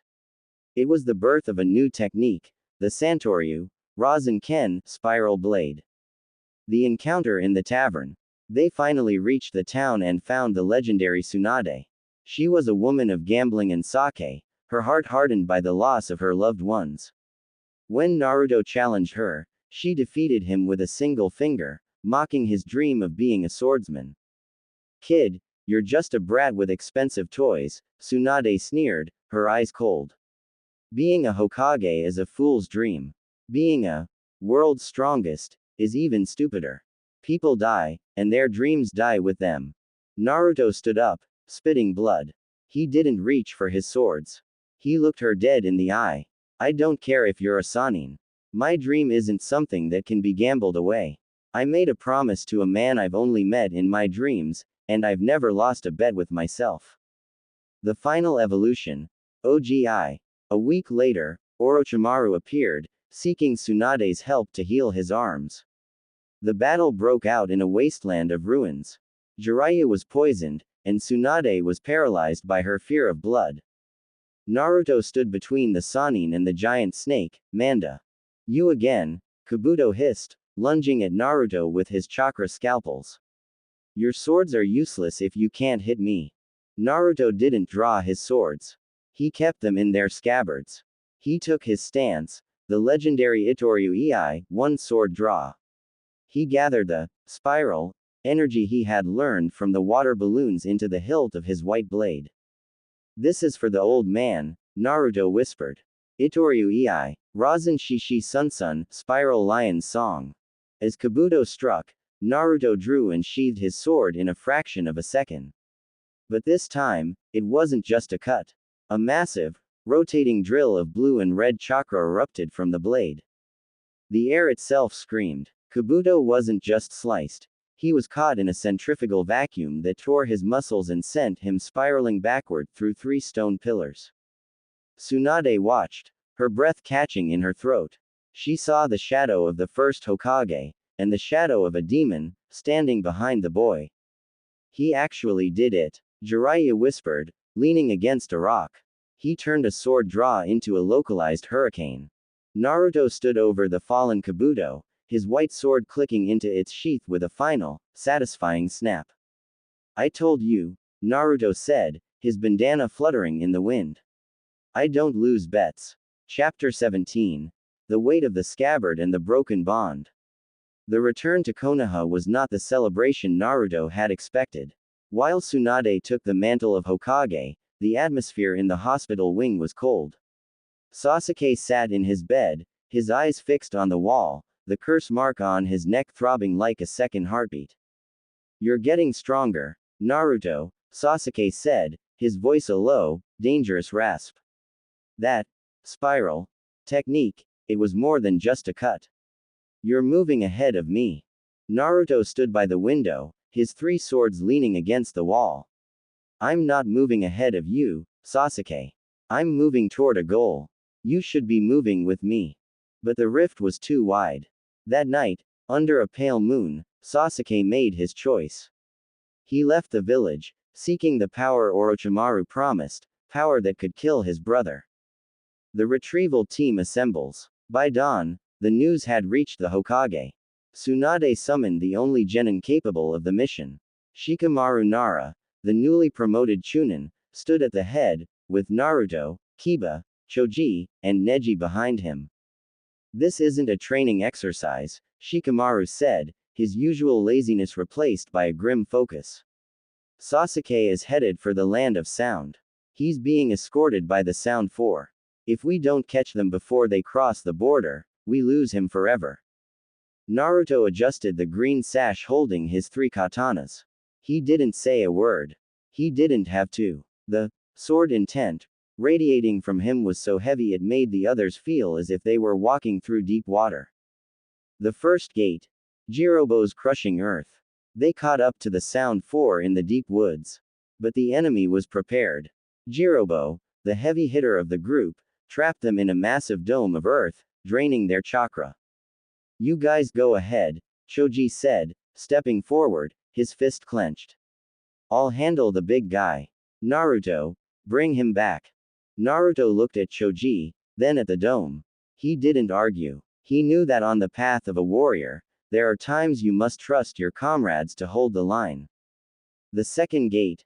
Kidomaru's web. As they pushed deeper, they were ambushed by Kidomaru, a 6-armed archer who could spin gold-hardened webbing. He rained arrows from the canopy, pinning the team down. He's a long-range specialist, Neji said, his Byakugan scanning the trees. My gentle fist is the only thing that can cut through his chakra-infused webs. Go, Naruto. Shikamaru.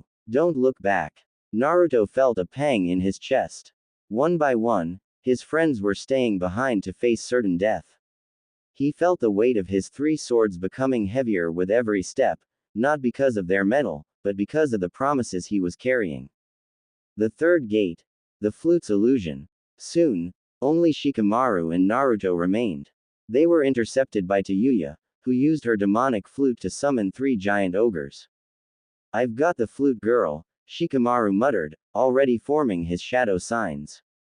Naruto. Kimimaro is up ahead. He's the strongest. Don't let your guard down. If you lose your rhythm, he'll turn you into a pincushion. The arrival of the Bone King. Naruto broke through the final clearing. There, sitting atop a white bone tree, was Kimimaro Kagaya. He was pale, dying, and held a blade made from his own spine. The vessel has moved on, Kimimaro said, his voice hauntingly calm. Sasuke is already in the coffin. You are too late, swordsman. Naruto didn't waste time with words. He tied his black bandana over his head, the ends fluttering in the wind. He drew all 3 blades. The red aura of the 9 tails began to swirl around the steel, mixing with his own blue energy to create a violent, purple mist. I've heard of the Kagaya clan, Naruto said, his voice echoing with the resonance of 1,000 strikes. They say your bones are harder than steel. Let's see if they can handle a blade that was forged in a dream. Santoryu. Kokuho, black rope. Otatsu Maki. Naruto spun, creating a massive, black-tinted tornado of cutting wind that tore the very earth from the ground. Kimimaro's eyes widened as he felt the sheer physical pressure. The final duel for the soul of the Uchiha had begun. Chapter 18.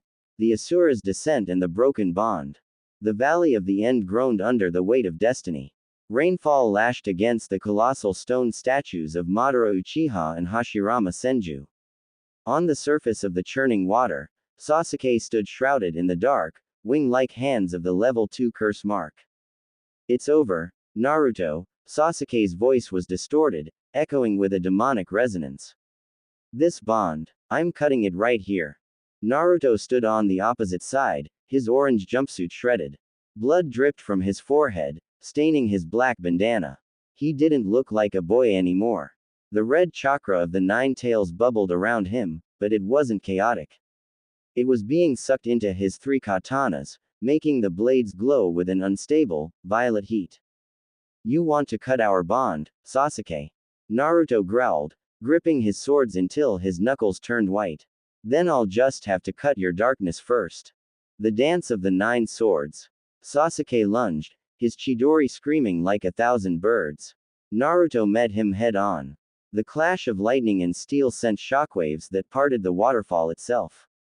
Sasuke's Sharingan spun wildly. I can see it. I can see the trajectory of all three blades. But as Sasuke moved to counter, the air around Naruto began to distort. The pressure of Naruto's spirit, combined with the fox's chakra, created a terrifying optical illusion. Through suffering, the spirit evolves, Naruto whispered. If you want to see a monster, Sasuke, I'll show you one. Kiki Kyutoryu, Asura, demon spirit, 9-sword style. In a burst of crimson light, Naruto's image multiplied. To Sasuke's horror, Naruto appeared to have 3 heads and 6 arms, holding a total of 9 spectral blades. It wasn't an illusion, it was a physical manifestation of Naruto's sword intent. Asura. Ikibugen, 1 fog silver. Naruto spun through the air, a whirlwind of 9 blades. Sasuke's absolute defense was shredded. The curse mark wings were sliced, and Sasuke was sent crashing into the stone feet of Madara's statue. The final clash. Chidori vs. Rasen-ken. Sasuke rose, his eyes bleeding from the strain of his Sharingan. Fine. If this is the end, let it be the end. Black lightning crackled in Sasuke's palm, the Kuroi Chidori. Naruto stood his ground. He didn't use the 9-sword form again. He sheathed his side blades and held only the white Wado Ikimanji with both hands. He began to rotate his chakra at an impossible speed, combining the spiral he learned from Jiraiya with his raw physical strength. Santoryu Ogi, Rasen Nagiri, spiral grip, great dragon shock. The two friends leapt at each other. The center of the valley became a vacuum. Lightning met the rotating vortex of the blade. For a few seconds, time seemed to stop. The white light of the Rasen-ken fought the black darkness of the Chidori. Boom! A massive sphere of energy erupted, vaporizing the water and shattering the surrounding cliffs. The aftermath and the departure. When the smoke cleared, Naruto lay face down in the mud, unconscious. His 3 swords were scattered around him, chipped and dull. Sasuke stood over him, his forehead protector fallen to the ground with a deep scratch across the leaf symbol. Sasuke looked at Naruto, then at the sky. A single tear fell, mixing with the rain. He didn't kill Naruto. He turned and walked into the darkness, leaving his past behind. Hours later, Kakashi arrived, carrying Naruto's broken body back to the village. A week later, Naruto sat on his hospital bed, his arms wrapped in bandages. Jiraiya stood by the window. He's gone, pervy sage, Naruto said, his voice flat. He is, Jiraiya replied. But you aren't. You have 3 years, Naruto. 3 years to turn those sticks of yours into blades that can cut through fate itself. Are you ready? Naruto grabbed his 3 swords from the nightstand. He tied his bandana one last time before leaving the village gates. In 3 years, Naruto promised, looking at the carved heads of the Hokage, I won't just be a swordsman. I'll be the one who brings him home. Chapter 19. The Return of the Wandering Hunter. The gates of Konohagakure stood tall, unchanged by time. 2 Chunin guards were nodding off in the afternoon sun when a rhythmic clack thud echoed from the forest path. It wasn't the sound of a ninja's silent footfall, it was the deliberate walk of a warrior. A tall figure emerged from the dust. He wore a long, sleeveless black duster coat over a dark orange tunic. His hair was longer, shaggier, and a faded black bandana was tied loosely around his bicep. But it was the 3 swords at his right hip that stopped the guard's breath. Who goes there? One guard shouted, hand on his kunai. The traveler looked up. His blue eyes were sharper, devoid of the childish franticness of the past. I'm looking for a ramen shop that doesn't move, he said, a small, confident smirk playing on his lips. But I probably took a wrong turn at the Land of Iron. Naruto. The evolution of the blade. The news of Naruto's return spread like wildfire. Sakura and Konohamaru rushed to the gate, but they stopped short when they saw him. He was different. The raw, unrefined energy was gone, replaced by a terrifyingly calm, sword intent. Naruto, you've grown, Sakura whispered.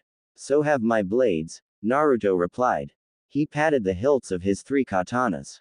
They weren't the same chipped steel from 3 years ago. They were polished to a mirror finish, with guards forged from black Damascus steel. To test his progress, Kakashi challenged him to the bell test once again. But this time, the rules were different. No ninjutsu, Kakashi-sensei, Naruto said, tying the bandana over his eyes. Just you, your Sharingan, and my steel. The sound of silence. The fight lasted exactly 3 seconds. Kakashi lunged with a kunai, his Sharingan predicting Naruto's every muscle twitch. But Naruto didn't move his muscles. He shifted his center of gravity. Santoryu. Kokuho, black rope, dragon twister. Without even drawing his swords fully, Naruto spun. A localized vacuum of air erupted, so sharp it sliced the bells right off Kakashi's belt without touching his skin. The shockwave sent a tremor through the training ground, uprooting a nearby tree. Kakashi stood frozen, a single bead of sweat rolling down his mask. He didn't use chakra. That was pure air displacement. He's reached the level of a master swordsman. The Akatsuki stirs. The reunion was cut short. A message arrived from the Sand Village. Gaara, the cage, had been abducted by the Akatsuki. Naruto's expression didn't change, but the air around him grew heavy. The temperature seemed to drop. The shark and the crow were just the beginning, Naruto said, his hand resting on his mouth sword, Wado Ikimanji. Now we face the artists of death. Naruto, we're a team again, Sakura said, her fist glowing with chakra. Let's go save a friend. Naruto turned toward the gates, but as usual, he started walking toward the Hokage rock instead of the exit. Naruto. The gate is the other way. Sakura yelled. Naruto paused, looking at his map upside down. Right. Tactical distraction. I was just checking the wind from a higher elevation. As they set out for the land of sand, Naruto's spirit was focused. He wasn't just a Jinchuriki anymore. He was a triple-blade Asura, and the Akatsuki were about to find out that some things are too sharp to be contained. Chapter 19. The Return of the Wandering Hunter. The gates of Konohagakure stood tall, unchanged by time. 2 Chunin guards were nodding off in the afternoon sun when a rhythmic clack-thud echoed from the forest path. It wasn't the sound of a ninja's silent footfall, it was the deliberate walk of a warrior. A tall figure emerged from the dust. He wore a long, sleeveless black duster coat over a dark orange tunic. His hair was longer, shaggier, and a faded black bandana was tied loosely around his bicep. But it was the 3 swords at his right hip that stopped the guard's breath. Who goes there? One guard shouted, hand on his kunai. The traveler looked up. His blue eyes were sharper, devoid of the childish franticness of the past. I'm looking for a ramen shop that doesn't move, he said, a small, confident smirk playing on his lips. But I probably took a wrong turn at the Land of Iron. Naruto. The evolution of the blade. The news of Naruto's return spread like wildfire. Sakura and Konohamaru rushed to the gate, but they stopped short when they saw him. He was different. The raw, unrefined energy was gone, replaced by a terrifyingly calm, sword intent. Naruto, you've grown, Sakura whispered. So have my blades, Naruto replied. He patted the hilts of his 3 katanas. They weren't the same chipped steel from 3 years ago. They were polished to a mirror finish, with guards forged from black Damascus steel. To test his progress, Kakashi challenged him to the bell test once again. But this time, the rules were different. No ninjutsu, Kakashi-sensei, Naruto said, tying the bandana over his eyes. Just you, your Sharingan, and my steel. The sound of silence. The fight lasted exactly 3 seconds. Kakashi lunged with a kunai, his Sharingan predicting Naruto's every muscle twitch. But Naruto didn't move his muscles. He shifted his center of gravity. Santoryu. Kokuho, black rope, dragon twister. Without even drawing his swords fully, Naruto spun. A localized vacuum of air erupted, so sharp it sliced the bells right off Kakashi's belt without touching his skin. The shockwave sent a tremor through the training ground, uprooting a nearby tree. Kakashi stood frozen, a single bead of sweat rolling down his mask. He didn't use chakra. That was pure air displacement. He's reached the level of a master swordsman. The Akatsuki stirs. The reunion was cut short. A message arrived from the Sand Village. Gaara, the cage, had been abducted by the Akatsuki. Naruto's expression didn't change, but the air around him grew heavy. The temperature seemed to drop. The shark and the crow were just the beginning, Naruto said, his hand resting on his mouth sword, Wado Ikimanji. Now we face the artists of death. Naruto, we're a team again, Sakura said, her fist glowing with chakra. Let's go save a friend. Naruto turned toward the gates, but as usual, he started walking toward the Hokage rock instead of the exit. Naruto, the gate is the other way. Sakura yelled. Naruto paused, looking at his map upside down. Right. Tactical distraction. I was just checking the wind from a higher elevation. As they set out for the land of sand, Naruto's spirit was focused. He wasn't just a Jinchuriki anymore. He was a triple-blade Asura, and the Akatsuki were about to find out that some things are too sharp to be contained. Chapter 20. The Steel Weaver and the Sand's Ghost. The journey to the Sunagaker was a race against the sun. Naruto moved with a new, rhythmic efficiency, his three swords clicking in a steady cadence against his hip. When they arrived, the village was in chaos, the cage was gone, and Kankuro lay poisoned, a victim of a master puppeteer. The enemy is in the ravine, Chio, the elder of the sand, whispered. But beware, one of them is my grandson, Sasori. He has turned murder into an art form. The confrontation at the lair. Team Kakashi arrived at the Akatsuki hideout, a massive boulder blocking the entrance. Sakura shattered the stone with a single punch, revealing a dark, cavernous hollow. Inside stood two figures. Deidara, sitting atop a clay bird, and Sasori, hidden inside his grotesque puppet shell, Hirako. Which one of you is the Jinchuriki? Deidara asked, looking at Naruto. You don't look like much. Just a boy with too many swords. Naruto didn't waste words. He tied his black bandana over his head, the atmosphere in the cave suddenly becoming oppressive. I'm the one who's going to turn your art into scrap metal, Naruto said. Blade vs. Puppet. Deidara took flight with Gaara's body, leading Naruto and Kakashi on a chase through the canyons. Meanwhile, Sakura and Chio stayed to face Sasori. High in the sky, Deidara rained down explosive clay birds. Art is an explosion. Let's see you cut smoke, boy. Naruto leapt from the canyon walls, using the breath of all things to find his footing on the very air pressure of the explosions. Santoryu. Nanaju ni Pondo Ho, 72-pound phoenix. Naruto unleashed a double slash from the air. The blue arcs of energy didn't just cut the clay birds, they sliced through the chakra threads Deidara was using to control them. What? Deidara gasped, diving to avoid a follow-up strike. He's cutting the chakra itself. The observation of the hunter. Naruto landed on a narrow spire of rock. He sheathed his side blades and took a low stance, his hand hovering over the hilt of the black blade. He closed his eyes. I can hear the rhythm of his clay, the pulse of the explosives, the vibration of the bird's wings. Itoryu Ei. Shishi Sun, V2. Naruto vanished. In a flash of silver light, he appeared behind Deidara's bird. A second later, the bird's wing fell off in a clean, surgical cut. Deidara plummeted toward the canyon floor, barely managing to create a second bird in time. You're fast, Deidara hissed, his hand reaching for his C3 clay. But you're still grounded. Am I? Naruto replied. Naruto didn't chase him. He stood on the spire and placed all three swords in their respective positions, one in his mouth, two in his hands. He began to channel the Nine Tails chakra, but this time, it didn't boil over. It coated the blades in a hard, obsidian-like sheen. Santoryu Ogi, Rokudo no Suji, crossing of the six paths. 6 massive slashes of black energy tore through the sky, creating a grid of destruction.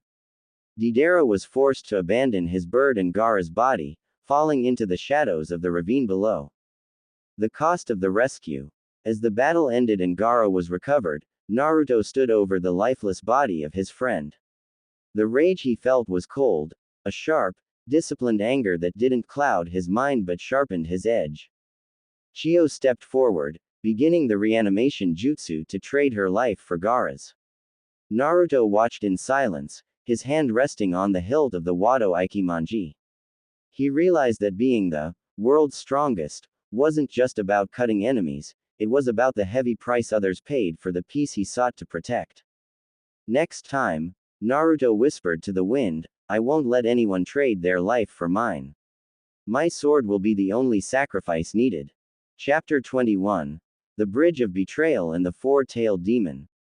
The air at Tenchi Bridge was stagnant, smelling of damp wood and impending rain.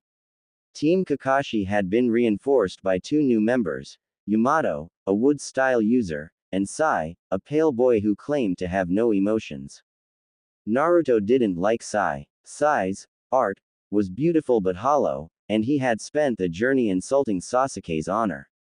Naruto had almost drawn his steel twice, stopped only by Yamato's intervention.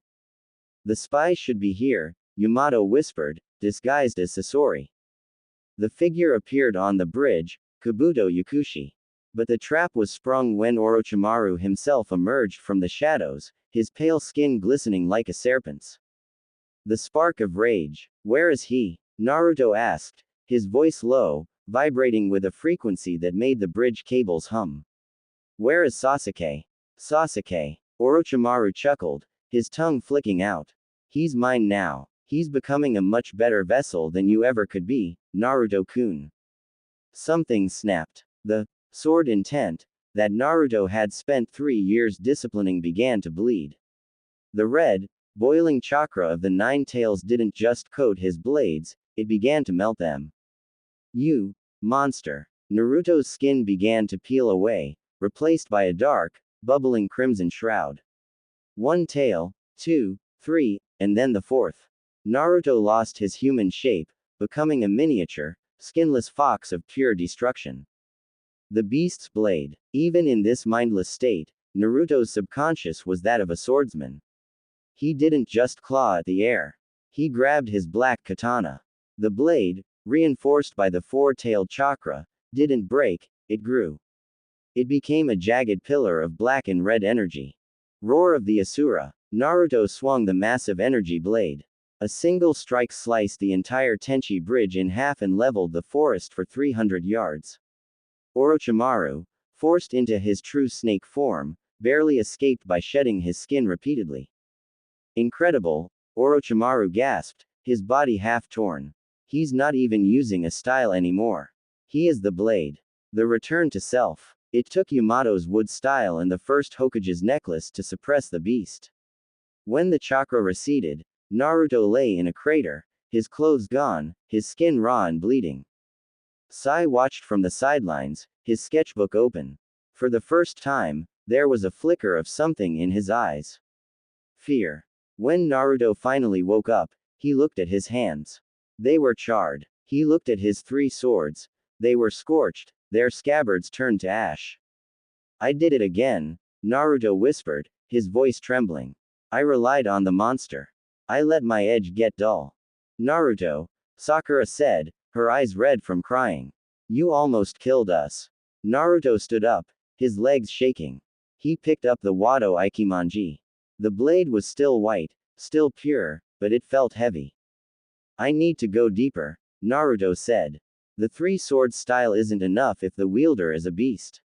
I need to learn to cut the demon inside me before I can cut the enemies outside. The revelation. As they retreated, Sai vanished, leaving behind a book. Naruto opened it to find a list of targets. At the very end was a name that made his heart stop, Sasuke Uchiha. He's going to kill him, Naruto growled, a new, cold resolve settling in his bones. Yamato Taicho, Sakura, we're going to Orochimaru's hideout. I don't care if my skin is falling off. I'm bringing him back with these 3 blades, or I'm not coming back at all. Chapter 22. The Invisible Edge and the Whispering Gale. The failure at Tenchi Bridge left a bitter taste in Naruto's mouth. He realized that while his sword intent was strong, it was still a physical force. To defeat the immortal members of the Akatsuki, he needed something that could cut at a molecular level. You have a natural affinity for wind, Naruto, Kakashi explained, standing in the middle of a clearing. He held up a piece of chakra paper, which split in two the moment Naruto touched it. Wind chakra is the ultimate thinning agent. It makes a blade so sharp it can ignore armor. The training of 1,000 echoes. To speed up the process, Naruto used his shadow clones, not for fighting, but for experience. 1,000 Narutos stood in the forest, each holding a wooden katana, trying to cut a falling leaf in half using only the air pressure of their swing. Don't just swing the wood. Asuma Sarutobi shouted, joining the training. Asuma was a master of trench knives and wind infusion. Feel the friction. Imagine your chakra as two microscopic saws grinding against each other at the edge of the blade. Days turned into weeks. Naruto's hands were covered in tiny, invisible nicks from his own mismanaged wind chakra. But slowly, the breath of his swords changed. When he swung his black katana, the air didn't just move, it hissed. The birth of the wind blade. Watch this, pervy sage, Naruto said to the memory of his master. Naruto took his stance. He drew all three swords. But this time, he didn't just coat them in chakra. He infused the wind nature into the very molecules of the steel.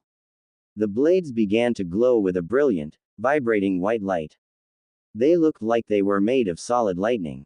Santoryu. Kei's no Kizu, Scar of the Wind. Naruto swung at a massive boulder 50 yards away. He didn't touch it, but a fraction of a second later, the boulder was sliced into 12 perfect slabs.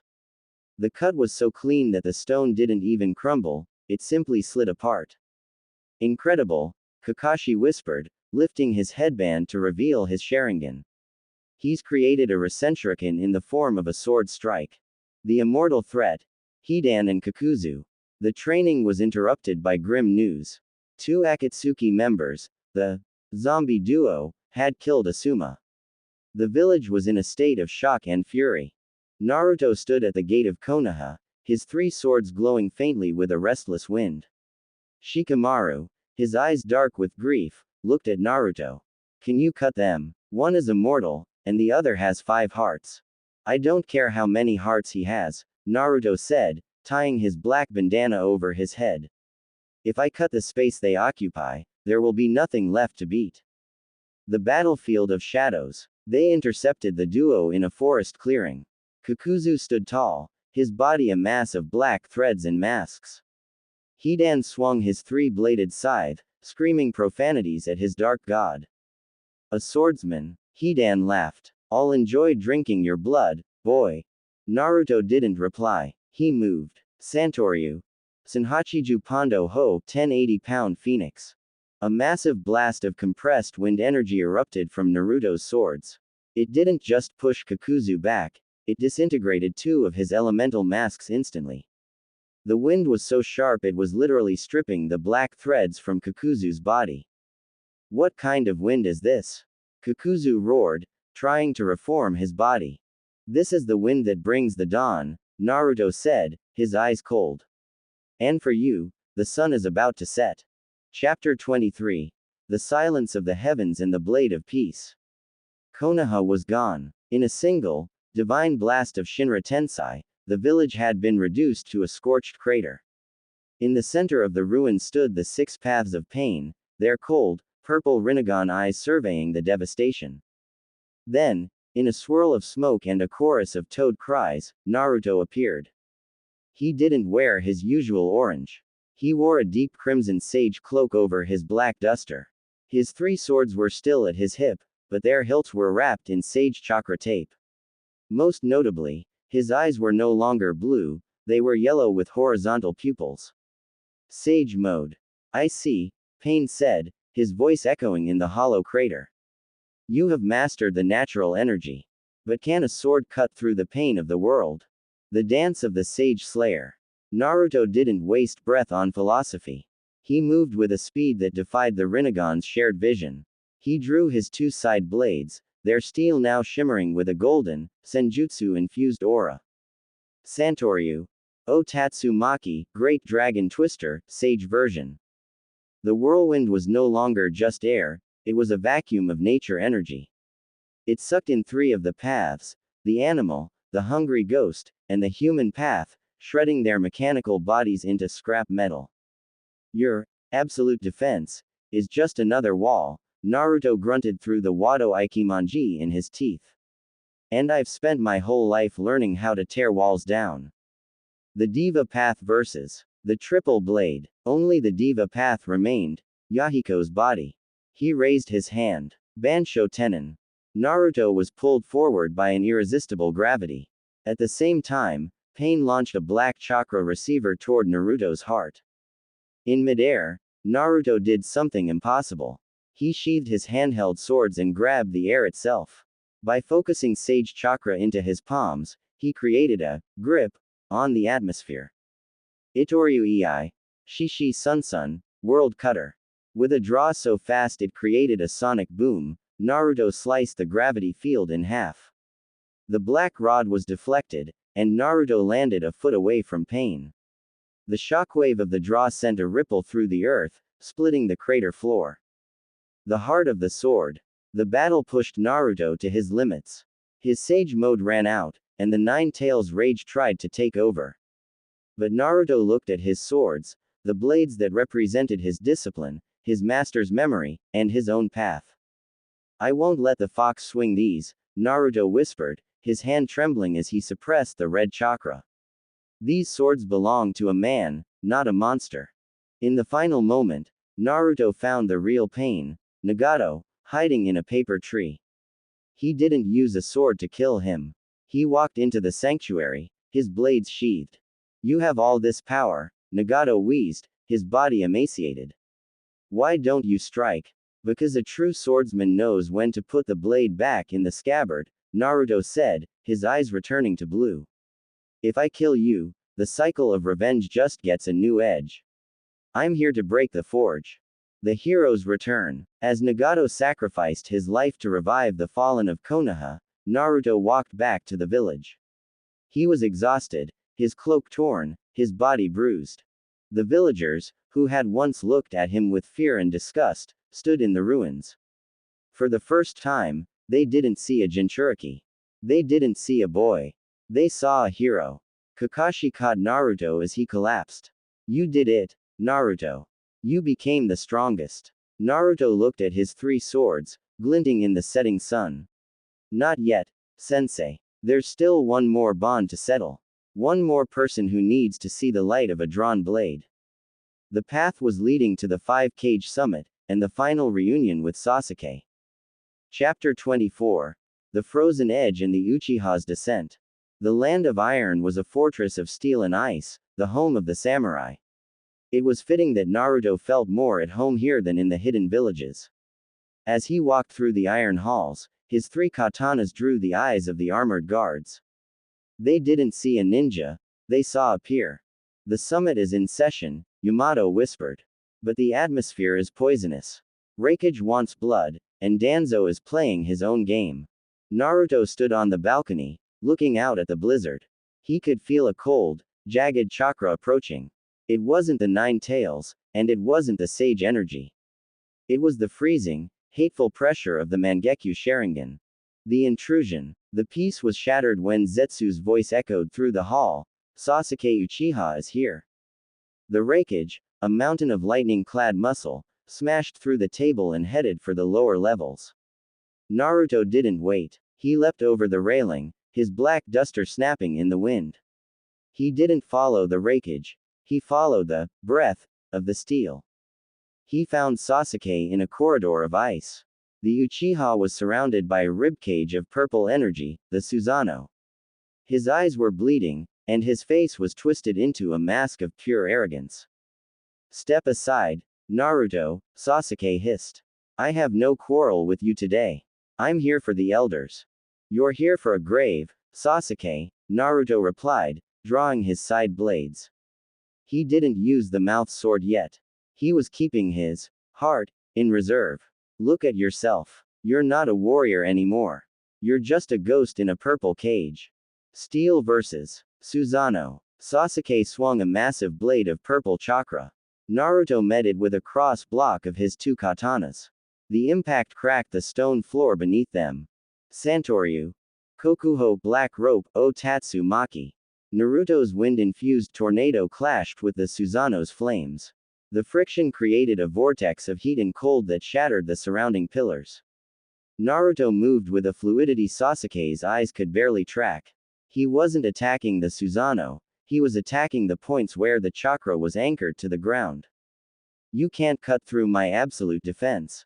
Sasuke roared, the Susanoo developing skin and armor. Everything has a rhythm, Sasuke, Naruto said, his voice eerily calm. Even your hatred. And if it has a rhythm, I can cut it. The arrival of the Madara. The fight was interrupted by a man in a swirl of space-time, Tobi, claiming to be Madara Uchiha. He stood between the two rivals, his single eye glowing. The world is heading toward a dream, Tobi declared. The fourth great ninja war begins now. Naruto Uzumaki. Sasuke Uchiha, you are the twin gears that will turn the world into ash. As Tobi vanished with Sasuke, the cage arrived, breathless and battered. The Raikage looked at Naruto, then at the deep gashes Naruto's swords had left in the Susanoo's armor. You, the Raikage grunted. You actually damaged that monster's shell with mere steel. It's not mere steel, Naruto said, sheathing his blades. It's the weight of the people he's trying to forget. The declaration. Gaara stepped forward, his eyes soft but firm. Naruto, as the cage, I ask you. What will you do when the war begins? Will you fight for the world, or will you fight for a friend who no longer exists? Naruto tied his black bandana around his head, the knot tighter than ever before. He looked at the 5 leaders of the world. I'm not fighting for the world, and I'm not fighting for Sasuke, Naruto said. I'm fighting to make sure that when this is over, no one ever has to draw a sword in hate again. My war isn't against men. It's against the darkness that makes men monsters. The 5-cage summit ended with a single, unified goal, the protection of the last 2 Jinchuriki. But Naruto knew the truth. He wasn't something to be protected. He was the vanguard. Chapter 25. The Octopus, the Blade, and the Golden Asura. The island turtle was a primeval paradise, but for Naruto, it was a prison of focus. He had been sent here to hide, but he knew the truth. He was here to evolve. Standing on the jagged rocks of the shoreline was a man who moved like a hurricane and spoke in rhymes, Killer Bee, the Jinchuriki of the 8 tails. Yo, little crow with the 3-piece set. You think you're sharp, but you ain't seen nothing yet. Bee shouted, pulling 7 small blades from his armor. Naruto didn't laugh. He saw how Bee held them, in the crooks of his elbows, behind his knees, in his mouth. It was a chaotic, unpredictable style that defied every law of swordsmanship Naruto knew. 7 swords, against my 3, Naruto muttered, tying his bandana. Let's see whose rhythm is louder. The duel of the Jinchuriki. The clash was a metallic roar. Bee moved like a spinning top of steel, his blades grazing Naruto from angles that even the breath of all things struggled to predict. Naruto was forced into a purely defensive stance, his 3 katanas creating a desperate triangle of protection. Clang clang clang clang. You're too stiff, fool. Ya gotta flow like the sea, not stand like a tree. Bee rapped, kicking a blade into the air and catching it with his heel to slice at Naruto's shoulder. Naruto closed his eyes. He stopped trying to see the 7 blades. He started to feel the pulse of the island. He realized that Bee wasn't just fighting, he was dancing with his beast. Taming the sun. To reach the next level, Naruto entered the Temple of Tailing, facing the dark reflection of himself at the Waterfall of Truth. He didn't fight his dark side with a sword, he embraced him, acknowledging that the demon was part of the man. Then came the final test, unlocking the seal. With the help of Bee and the memory of his mother, Kushina, Naruto pulled the chakra from the 9 tails. The red, boiling hatred was filtered through Naruto's will, turning into a brilliant, flickering gold. When Naruto emerged, he was transformed. He glowed with the light of a miniature sun. Lines of black sealing formula traced across his body. But most importantly, his three swords were now bathed in golden flame.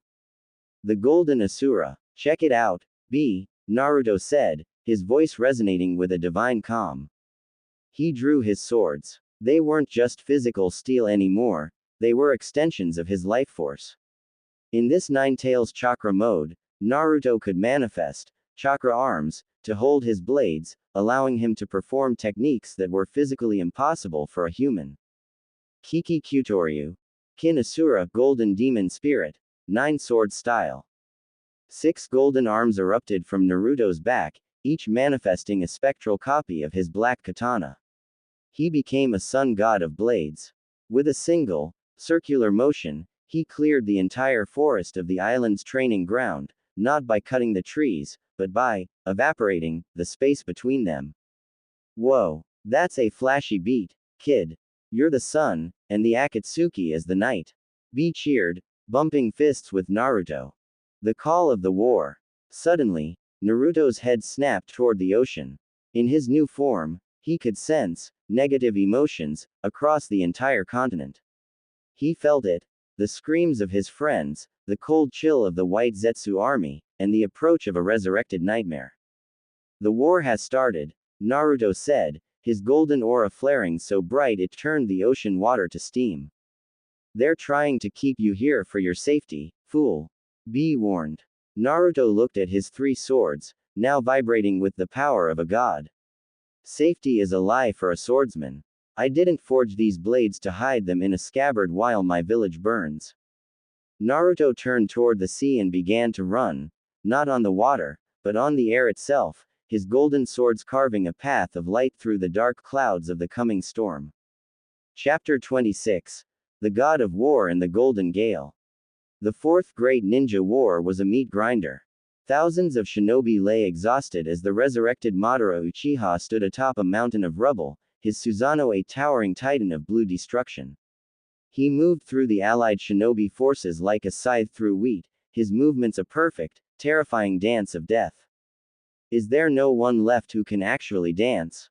Madara mused, his Rinnegan cold and bored. Then, a streak of gold tore through the sky. Naruto slammed into the earth, the impact sending a shockwave that blew back the White Zetsu army for miles. He stood in his Kurama chakra mode, his golden cloak flickering like solar flares. At his hip, the 3 katanas were no longer just tools, they were conduits of pure, celestial energy. The clash of eras. You, Madara said, a hint of interest sparking in his eyes. You carry the scent of the Hashirama, and something else. A sword style I haven't seen since the Warring States. I'm Naruto Uzumaki, Naruto said, his voice a calm roar. He drew all 3 blades. The air around them began to ignite. And I'm the one who's going to put your legend to rest. Naruto didn't run, he teleported using the sheer speed of his golden form. Santoryu. Senhachiju Pondo Ho 1080-pound Phoenix, Sunfire version. 3 massive arcs of golden wind crashed against Madara's Susanoo. The impact was so great it forced the giant to skid back, carving 2 deep trenches in the earth. Madara laughed. A dry, rasping sound of joy. Finally, a challenge. The secret art of the Asura. Madara summoned a rain of meteors, the Tengai Shinsei. The sky grew dark as 2 colossal rocks prepared to crush the battlefield. Naruto looked up. He didn't panic. He took a deep breath, drawing in the natural energy of the entire world, mixing it with Kurama's chakra and his own sword intent. He manifested 6 golden chakra arms, each clutching a blade of pure light. Kiki Kyutoryu. Asura, Mugen no Ken, Demon Spirit, 9-sword style, infinite blade. Naruto became a blur of gold. He didn't hit the meteors, he dismantled them. In a fraction of a second, thousands of slashes carved the meteors into harmless pebbles that fell like rain. The final stand of the sword. Madara landed in front of Naruto, drawing his own gunbai. You are strong, boy. But a sword cannot cut the truth of this world. The dream is coming. My dream isn't a lie you tell yourself at night, Madara, Naruto said, his golden form flaring to its peak. He crossed his swords, the hilts glowing with the symbol of the whirlpool. My dream is the sweat on my palms and the notches on my blades. It's real because I fought for it. As the 10 tails began to moan in the distance, a new presence appeared beside Madara. Sasuke Uchiha, his eternal Mangekyo and Rinnegan active, looked at Naruto. You're late, Naruto, Sasuke said, his voice cold but devoid of the old hatred. I took a wrong turn at the crater, Naruto grinned, though his eyes remained sharp. Ready to finish this, Sasuke? One last dance for the world. The two rivals stood side by side. On one side, the purple lightning of the Susanoo. On the other, the golden, nine-sword fury of the Asura. The final battle for the fate of humanity had begun. Chapter 27. The Last Blade and the Dawn of the Asura. The world was silent. The infinite Tsukuyomi had been broken, and the 10 tails was sealed. But at the Valley of the End, the air was thick with the scent of ozone and heated steel. The statues of Madara and Hashirama were decapitated, their stone heads lying in the river like forgotten relics. Sasuke stood on the water, his Rinnegan pulsing. I will create a new world, Naruto. A world without the chaos of the past. To do that, the shadows of the old world, including you, must be cut down. Naruto stood opposite him. His golden cloak was gone, replaced by the battered, blood-stained duster of a traveler. He didn't have 9 arms anymore. He had his own 2 hands and the steel he had carried across 1,000 miles. You're still talking about cutting, Sasuke, Naruto said, tying his black bandana one last time. It was tattered, barely holding together. But you've never learned what it means to hold a scabbard. The final duel. There was no more chakra for grand avatars. This was a battle of exhaustion, of raw will, and of pure swordsmanship. Sasuke lunged with a Chidori-infused blade. Naruto met him with the Wado Ikimonji. The sound of their collision echoed through the valley like a funeral bell. Clang. Spark. Slide. They moved in a blur of parries. Sasuke used his Rinnegan to swap places with pebbles, trying to strike Naruto's blind spot. But Naruto wasn't using his eyes. He was listening to the song of all things. He felt the vibration of Sasuke's intent before the sword even moved. Why won't you fall? Sasuke screamed, unleashing a torrent of Amaterasu flames. Naruto swung his black katana, the wind pressure from the strike blowing the black flames aside. Itoryu. Yakodori. The air slash caught Sasuke's shoulder, but the Uchiha didn't flinch. He tackled Naruto, and the two fell into the water, punching, kicking, and slashing with whatever strength remained. The great dragon shock. As the sun dipped below the horizon, they both stood for one final strike. Sasuke gathered the last of his Susanoo chakra into his hand, the Kirin Chidori. Naruto placed all 3 swords back in their sheaths. He crouched low, his fingers hovering over the hilts. This was the Itoryu Ei, the ultimate draw. Everything I am, everything I've learned, it's in this one breath, Naruto whispered. Santoryu Ogi, Ichidai Sanzen Daisen Sakai, great 3,000 thousandfold worlds. Naruto vanished. He became a streak of white light that cut through the very fabric of the valley. Sasuke's Chidori met the strike. The explosion was so bright it turned the night into day for a single second. The new dawn. When the light faded, both men lay on the stone remains of the statues. Their arms were gone, the cost of their final clash. The blood from their stumps flowed together, forming a red bridge in the water. Sasuke looked up at the sky, his eyes finally clear. I lost, didn't I? No, Naruto wheezed, a small, bloody smile on his face. We just finally stopped fighting. Sasuke let out a dry laugh. You're a fool, Naruto. A swordsman with no arms, what are you going to do now? Naruto looked at his 3 katanas, lying nearby in the dirt. They were chipped, broken, and dull. A sword isn't just in the hands, Sasuke. It's in the heart. As long as I'm alive, the blade never breaks. Epilogue. The Wandering Sage. Years later, a traveler walked through the gates of a rebuilt Konoha. He had a prosthetic arm made of Hashirama's cells, and a long, green sash around his waist. He wasn't the Hokage. Kakashi had taken that role, followed by Shikamaru. Naruto was something else. He was the guardian of the peace, a wandering sage who kept the world in balance. He sat at Ichiraku Ramen, his three swords leaning against the stool. A young kid, looking at the blades with wide eyes, asked, "Are you the one? The world's strongest?" Naruto slurped his noodles and looked at the boy. He saw a flicker of his own younger self, the lonely boy who wanted to be noticed. Strongest. Naruto smiled, patting the hilt of the white Wado Ikimanji. Nah, I'm just a guy who realized that the sharpest blade is the one that stays in the scabbard to protect the person next to you. He stood up, adjusted his black bandana, and walked back out into the world. The legend of the three-sword Asura was over, but the story of the man had just begun.